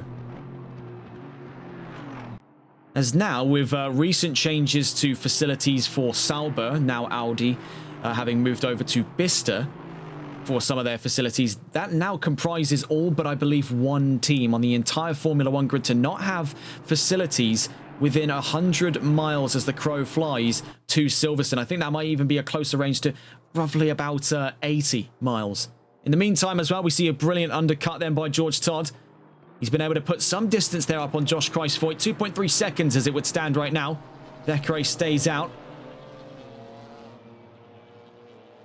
We'll see actually know if that is the case, because Vecchiare is about to come into the possible entry point for the pits, but he is going to stay out, as it would appear, for the 161. So the number 12 and the number 960 look to be closing ground on each other within the next 22 minutes. 2 seconds, so he's already put about 2/10 in there.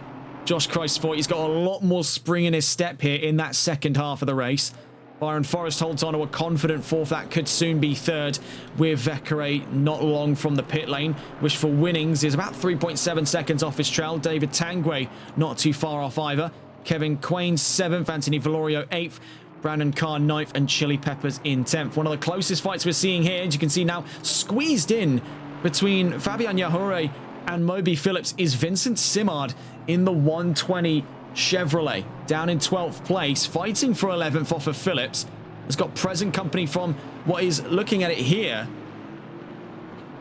a very interesting turn of events for the AMS. Now, it's worth pointing out, Fabian Yahure did confidently lead in the opening half of this race. It was Cal Ford, last round's race winner, who's made a race winner for AMS, I need to clarify every time, that has made sizable progress in the last 40 or so minutes, but both of them play second fiddle here to Brandon Carr. Team BPR's 888 Aston Martin looks to join the ranks of division race winners in the AM category here at Aston Martin's home race at Silverstone. Now, as we mentioned, 22, I think anywhere in the ballpark of 22 to 24 miles as the crow flies from the factories where this vantage was created. But if you want to look a little more locally, right here at Silverstone, just across Dadford Road, one of the main roads that you take into the Silverstone circuit, is the Aston Martin Formula One headquarters. So this is a very close to heart race for the manufacturer. Aston Martin, for the longest time, were the official safety car provider in the last couple of years for Formula One at the British Grand Prix here in Silverstone. The Vantage was, of course, the main safety car. The medical car was the DBX. Later, I believe, the DBX 707 when they introduced that performance model.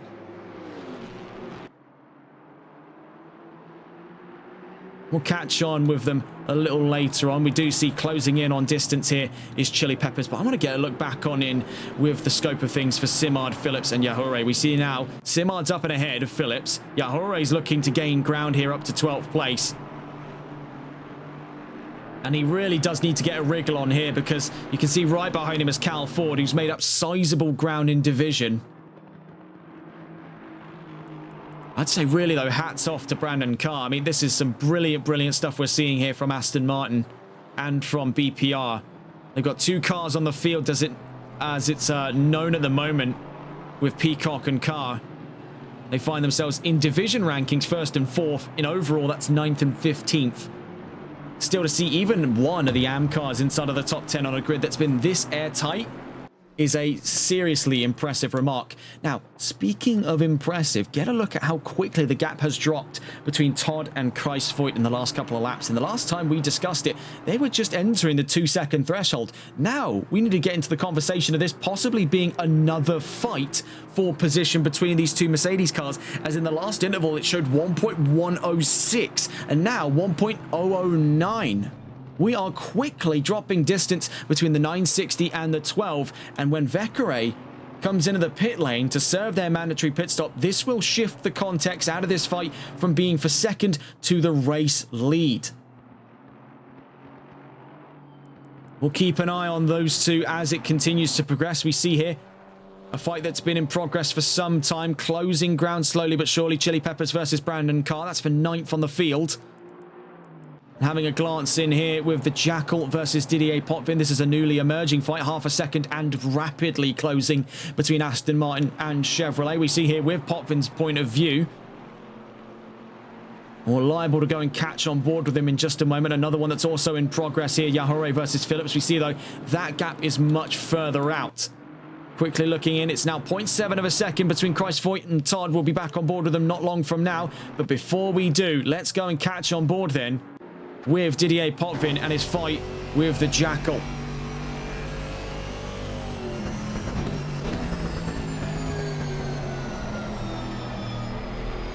Meanwhile, we have got wind of information pertaining to the 161. Dylan Vekere is in to the pit lane. So for that fight for the number 12, and alongside with Kruijsvoort, Todd and Kruijsvoort are about to be in that fight for the race lead. Mark my words on that. They're out through Woodcote. We're on board here with Didier Potvin. He's fighting for 16th with the Jackal.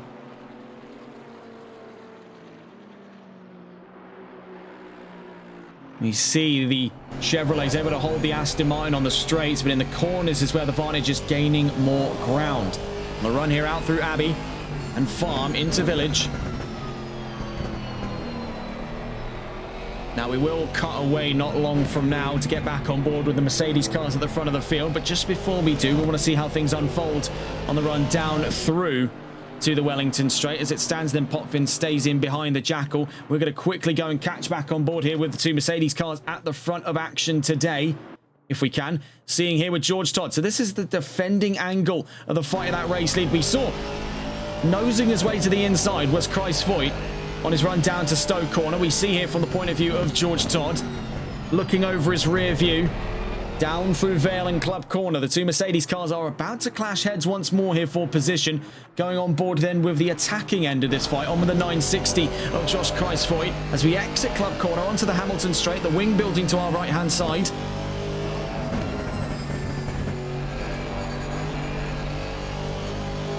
Out through Abbey now to Farm. Major attacking spot coming up here. Braking has to be so precise, otherwise you leave the door open like there on the exit of Village into the loop. He holds it to the inside. The 960 has the opportunity here for a much more aggressive line on exit. That brings him nearly front to rear on quarters there, down through Aintree. Moreover, it does leave things very close in question for the leading fight here in Silverstone. Holding the inside then, George Todd swings back into the racing line. That leaves the door open here for Josh Kruijsvoort. Could that be considered moving under braking for the number 12? That was very close. These two displaying beyond human reflexes here. Clearly, two drivers pushed to their absolute limit. This is something beyond nature between the 960 and the 12. Out through Woodcote onto lap 20. 15.5 minutes left to go here in Silverstone, and still no conclusive answer on who is going to win, as this is so thin in the balance between the two Mercs. Out through Cox.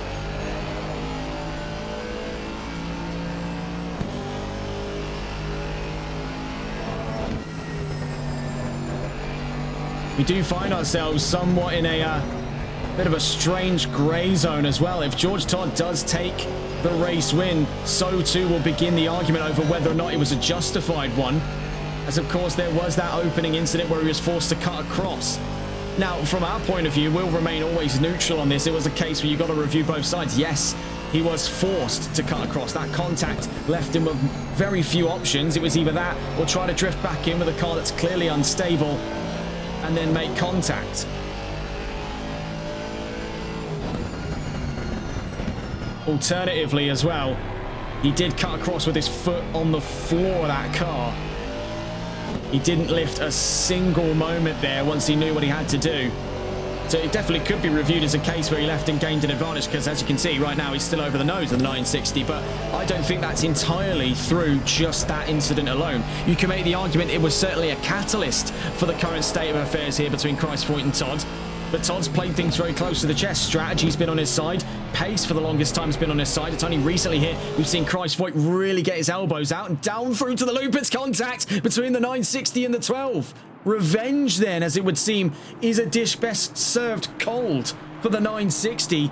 Out of Aintree, that was the gloves coming off between Todd and Kreisvoigt. A very controversial turn. As it would stand, is he slowing down? Yes, he is. Sportsmanlike conduct then from Josh Kreisvoigt. He understood the error of his ways and has let George Todd back in front. Realised that this was maybe him getting ahead of himself and wanted to make sure that the next move was going to be a legitimate one. We see on the exit here of Luffield. I was taken completely aback by just how quickly he's regained himself. As now, looking on the inside, he said, okay, well, you know, we've had a look at that last incident. It wasn't the greatest, so now I'm going to try it now, and if I do get past you, you can guarantee that position's not coming back.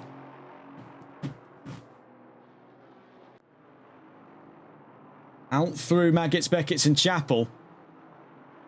That is a very good thing to see in this series. Yes, these drivers are beating the brakes off of one another, but they're playing hard, but they're playing fair. And that's what you love to see. At the end of the day, they're all still in this for the fun of it. They're not looking to make this too much of a drama scene. I think that's kind of more our job, really, as media, but neither here nor there. Looking on the inside at Stowe.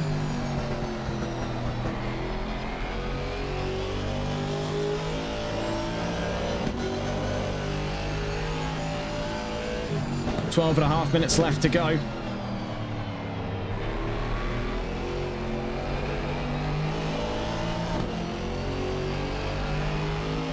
can see as well in this second half of the round's performance, Kreisvoigt he's flipped totally on end there.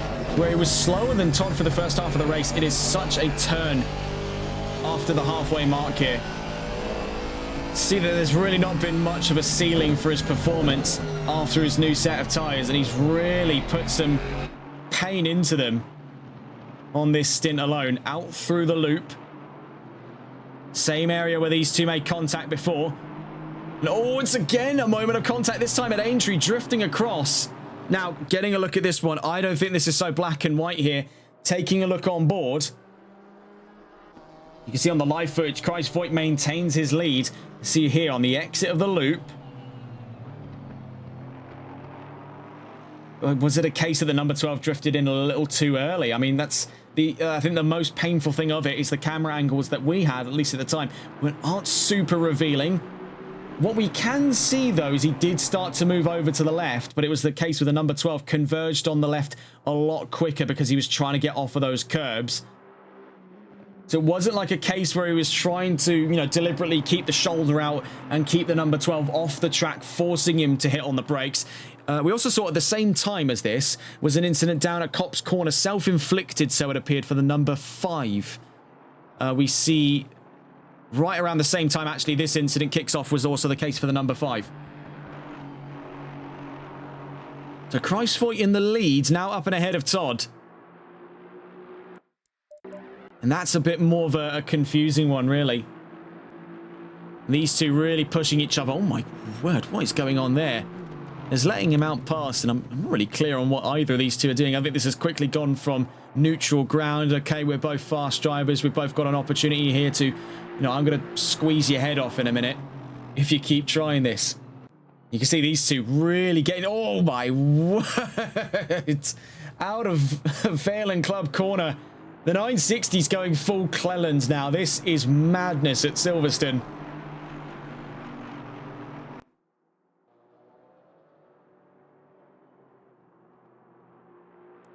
This is really giving off the same vibes of, and I have to double check that. I think it's the 1992 British Touring Car Championship round here at Silverstone. Steve Soper, Tim Harvey and John Cleland. 2 BMWs and a Vauxhall Cavalier, I believe it was, down at Luffield. Big wipeout between the Beamer and the Vauxhall. I'm getting a lot of the same vibes off that, and I was getting off of these two here.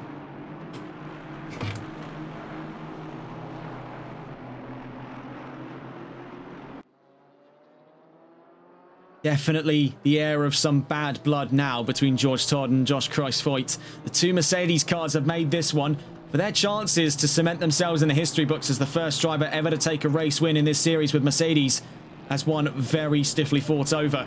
And bear in mind, all of that shoving, and I do really mean shoving this time, less so in the figurative sense, more in the literal, has allowed Byron Forrest to close by well over half the gap that he had before they started clashing for the lead of this race. He's gone from some 9 seconds now down to 4. And that's actually about to stoop lower into the high 3s here for him. So he really needs to prey upon the fact the 960 and the 12 have not yet resolved their differences and are looking to continue beating the daylights out of each other here at Silverstone, because this could be a cheeky win for him if he keeps himself nice and steely cool here from 3rd place, not trying to worry too much about the Mercedes on his trails there, that being wishful winnings. And we already know here, this guy knows a thing or two about a move up the inside in the most impossible of places, so this is a scary, scary sight for Byron Forrest, but he's kept his head low for the majority of this race, and I don't think that's about to change here. We see in that last interval is now up to 4.1 seconds, and that's coinciding with a very recent advance here by Chris Foyt. He's back on the burners, and he's looking for that lead once more. 8 minutes left to go here in Silverstone.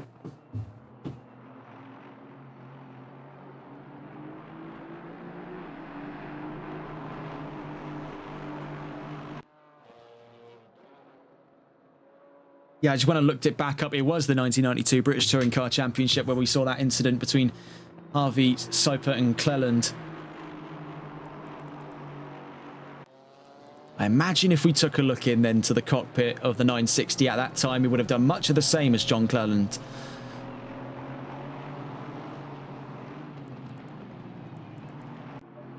Looking back into a close fight here. This is just outside of the top 15. The Jacqueline Potvin, as it would stand. Up in front of them is Brad Peacock with BPR. His teammate, Brandon Carr, is still leading in the AMS right now, up by some 4 seconds. I think 4.8 seconds in total there between himself and Fabian Yahure.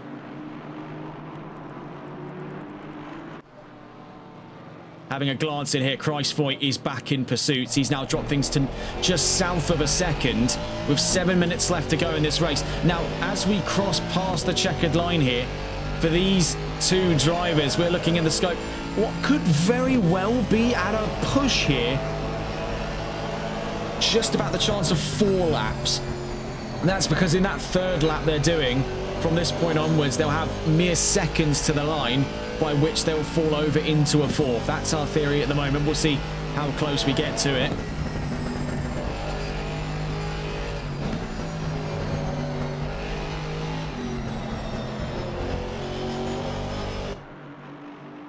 Tensions likely then to boil over between the two Mercedes cars. Half a second in closing on the exit of Chapel onto the hangar straight here at Silverstone. 6 minutes left to go before the end of round 4. What has been one of the most brazen race lead fights we've ever seen in this series, full stop.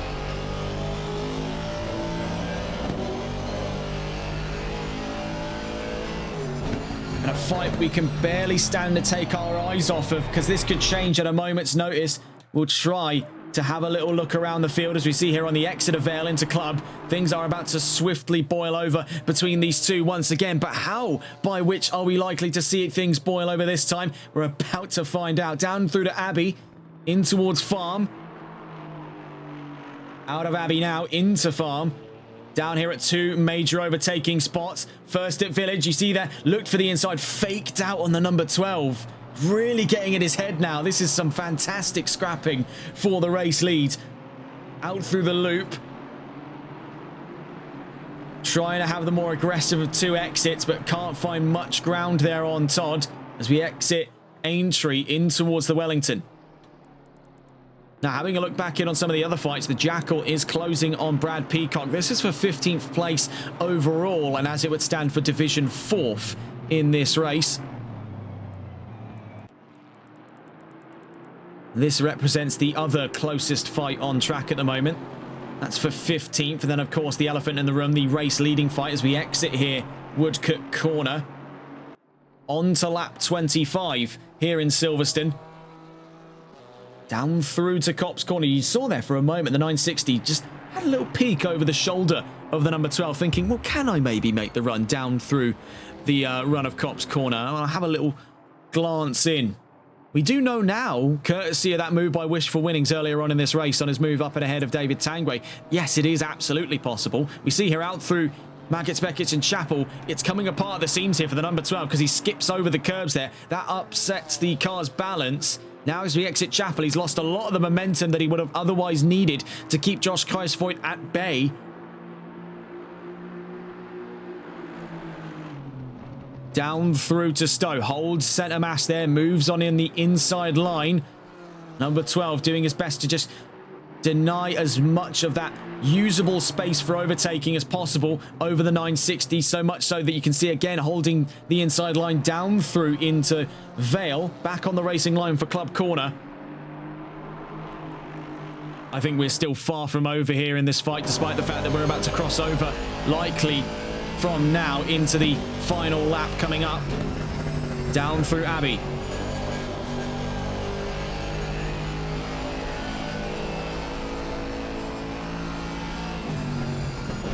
Again, looking at the loop. Same area that he's been trying to get inside Todd's head here. Village, I should say. This is the loop. You see, he's swinging all over the shop on the run through the loop. Now out through Aintree. Has got the 960 parked in his rear view mirror on the run down the Wellington Straight. Now this is on to the final lap coming up just around the corner here, so the number 12 and the number 960 have one more go around before they can tie the knot on who wins this race here in season 3 round 4 of the Competizione Performance League GT4 Pro-Am Cup America Series. And as our timing equipment, I do just remember as well, is a little bit on the slower end because we had a bit of an abrupt start there to this race. As we cross down past the line, it's about 2 minutes and 18 seconds left to go. So if they really keep the hammer down, they'll have about 7 seconds when they cross the line by which to go on to the final lap. Meanwhile, yellow flags out for the 58 down at Farm. That I believe is Timo de Tosto, if I'm not mistaken. We're back into green flags though. 2 minutes left to go here in Silverstone. Back through the same section that decided that lead for the number 12 so early on in this race.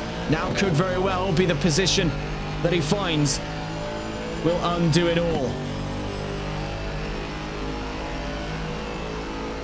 Meanwhile, that 824 and the 233 are razor thin to one another at this time. It is worth keeping that in mind. Wishful Winnings versus Byron Forrest. It's contact down at Stowe again between these two. They cannot seem to find an end to it. And Byron Forrest and Wishful Winnings might very well be first in line to claim on it. That also slows things down for the run to the line. That could very well make this the last lap of the race. We don't yet know.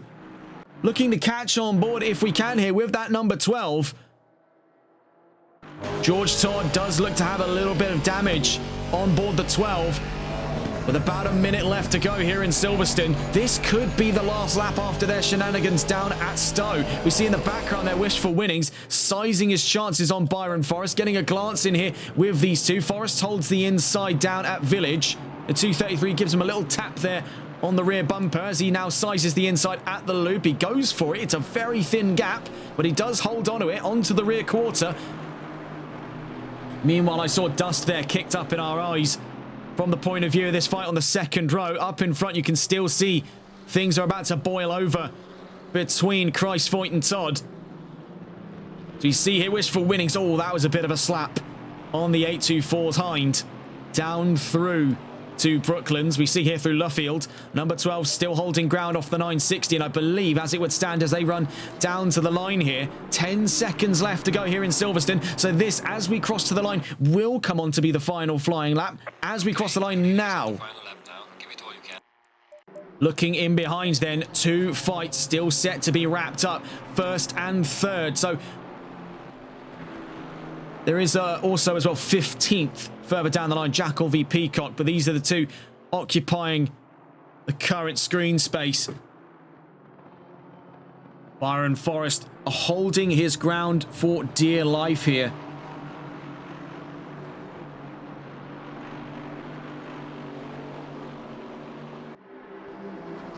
As it would stand though, he's lost out ground to Wishful Winnings, a driver who has done seemingly the impossible over the course of this race at large. Meanwhile, we see here traffic stepping into the way on that leading fight. That's given a bit of a deus ex here over towards the number 12 of George Todd. Josh Christ-Foyt dropping now 3/10 in behind the number 12. We see in the background, Winnings holds his ground in towards Vale. A bit of a jump over the curbs. It is worth pointing out, converging at a rapid rate of knots here was David Tanguay, the number 30 car, closing in on his teammate Byron Forrest as we enter the Hamilton Straight. Wishful Winnings, recently up to third, holds on through Abbey. Looking here down towards Village and the Loop. Christ-Foyt and Todd still going at it. This is for the lead. For George Todd, this could not come sooner for him. On the exit of Aintree, he's only got a few more corners between himself and Destiny down to the line. A possible race win coming up around the corner. Of course, this is one that will be heavily debated for weeks to follow. Peacock now has a stop-go 30. As we get round through Luffield then. So close in the balance, down towards the line though, but I think having done just enough here in Season 3, Round 4, the first ever driver then, as it would appear on track to win with Mercedes, hitting the checkered flag, is George Todd in the number 12. He wins in Silverstone. Christ-Foyt second, Winnings to the line third by just a hair's width between himself and Forrest. Forrest is fourth, Tanguay in fifth. Vekere in sixth place as he makes his way to the line. Across the line goes Dylan Vekere, sixth place for Aston Martin. Kevin Quain to the line for seventh place. Hats off to Anthony Valorio, seeing his way back to the top 10, eighth place for Alpine. Vincent Simard in the 120, having carved his way back through the field. We've got word in there from Forrest. Winnings has a penalty coming. Across the line goes Simard. Peppers to the top 10. Having a glance in, though, as well. Just quickly looking here. On his way around Woodcote Corner. Narrowly chased to the line for 11th overall on the grid. Across the line, Brandon Carr wins in AMS here in Silverstone. Brilliant form there for BPR Aston Martin. Across the line from behind then, Phillips to 12th. On his debut drive, Fabian Yahure in division second for the AMS. 13th overall. Cal Ford rounds out the division podium for the AMS. Last round's AM winner. And Monza, the Jackal behind him for 15th, Potvin 16th. Now, it is worth pointing out that a controversial overtake for Winnings that really got Forrest in a stir to the end of this race. We saw that boiling over just past the checkered flag. There's also the heavy controversy surrounding the various antics of that leading duo, the 960 and the 12. This is one that could definitely go down in series history here as one of the most confusing ends, I'd imagine, to the race, because this is still left quite open. That top three, I would not say is decisively wrapped. Oh, I think that was a mass disconnect just before the final result. I think we're just waiting there. Across the line goes Stinson. So there is the final result. George Todd, as it stands, wins in Silverstone. Josh Christ-Foyt second, Wishful Winnings third, Byron Forrest fourth, David Tanguay fifth, Dylan Vekere sixth, Kevin Quain seventh, Anthony Valorio eighth, Vincent Simard ninth, and Chili Peppers in 10th. Brandon Carr wins in AMS and is 11th overall. Moby Phillips in 12th, Fabian Yahure second in division and 13th overall. Third in division, rounding out the AM podium, and 14th overall, Cal Ford. Then further down the line, Jackal, Potvin, Sanchez, Veldkamp, Cecil, Pereira, Peacock, Black, DeTosto, Stinson, and Jeffrey. Having apparently finished a lap down and before the end of this race is Brad Peacock. And a DNF here, Casey Mals, number 96. That top three, it's got me thinking. Because, of course, there was that controversial overtake for Winnings. He leapt up upon that 824 down at Maggots, Beckett's and Chapel. Moreover, there is, of course, again, the antics of that top two. So I don't think, really, until we get over towards the next round, when we head over to the WeatherTech Raceway Laguna Seca on April 7th, that'll be April 8th for the early hours of the morning BST for our viewers in the UK and Europe, over a conclusive answer to that top three. But as it stands, it's a Mercedes 1-2-3 here in Silverstone, courtesy of Todd Kruisvoeten winnings. We'll have to see exactly how this all unfolds. What a round, though, here in Silverstone. Bar none, one of the greatest circuits in circulation for both GT3 and GT4 racing here on Assetto Corsa Competizione, at least in the console space, has yet failed to not amaze us.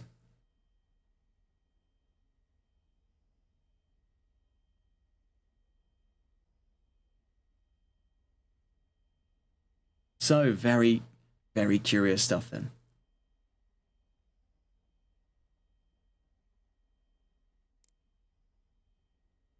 That's all from us here on TRTN. A bit more of a... Sorry, I just completely lost train of thought there. That's all from us here on TRTN. Have a wonderful rest of your evening, night, or morning, for that matter, for those of us here in the UK. And take care. Good night.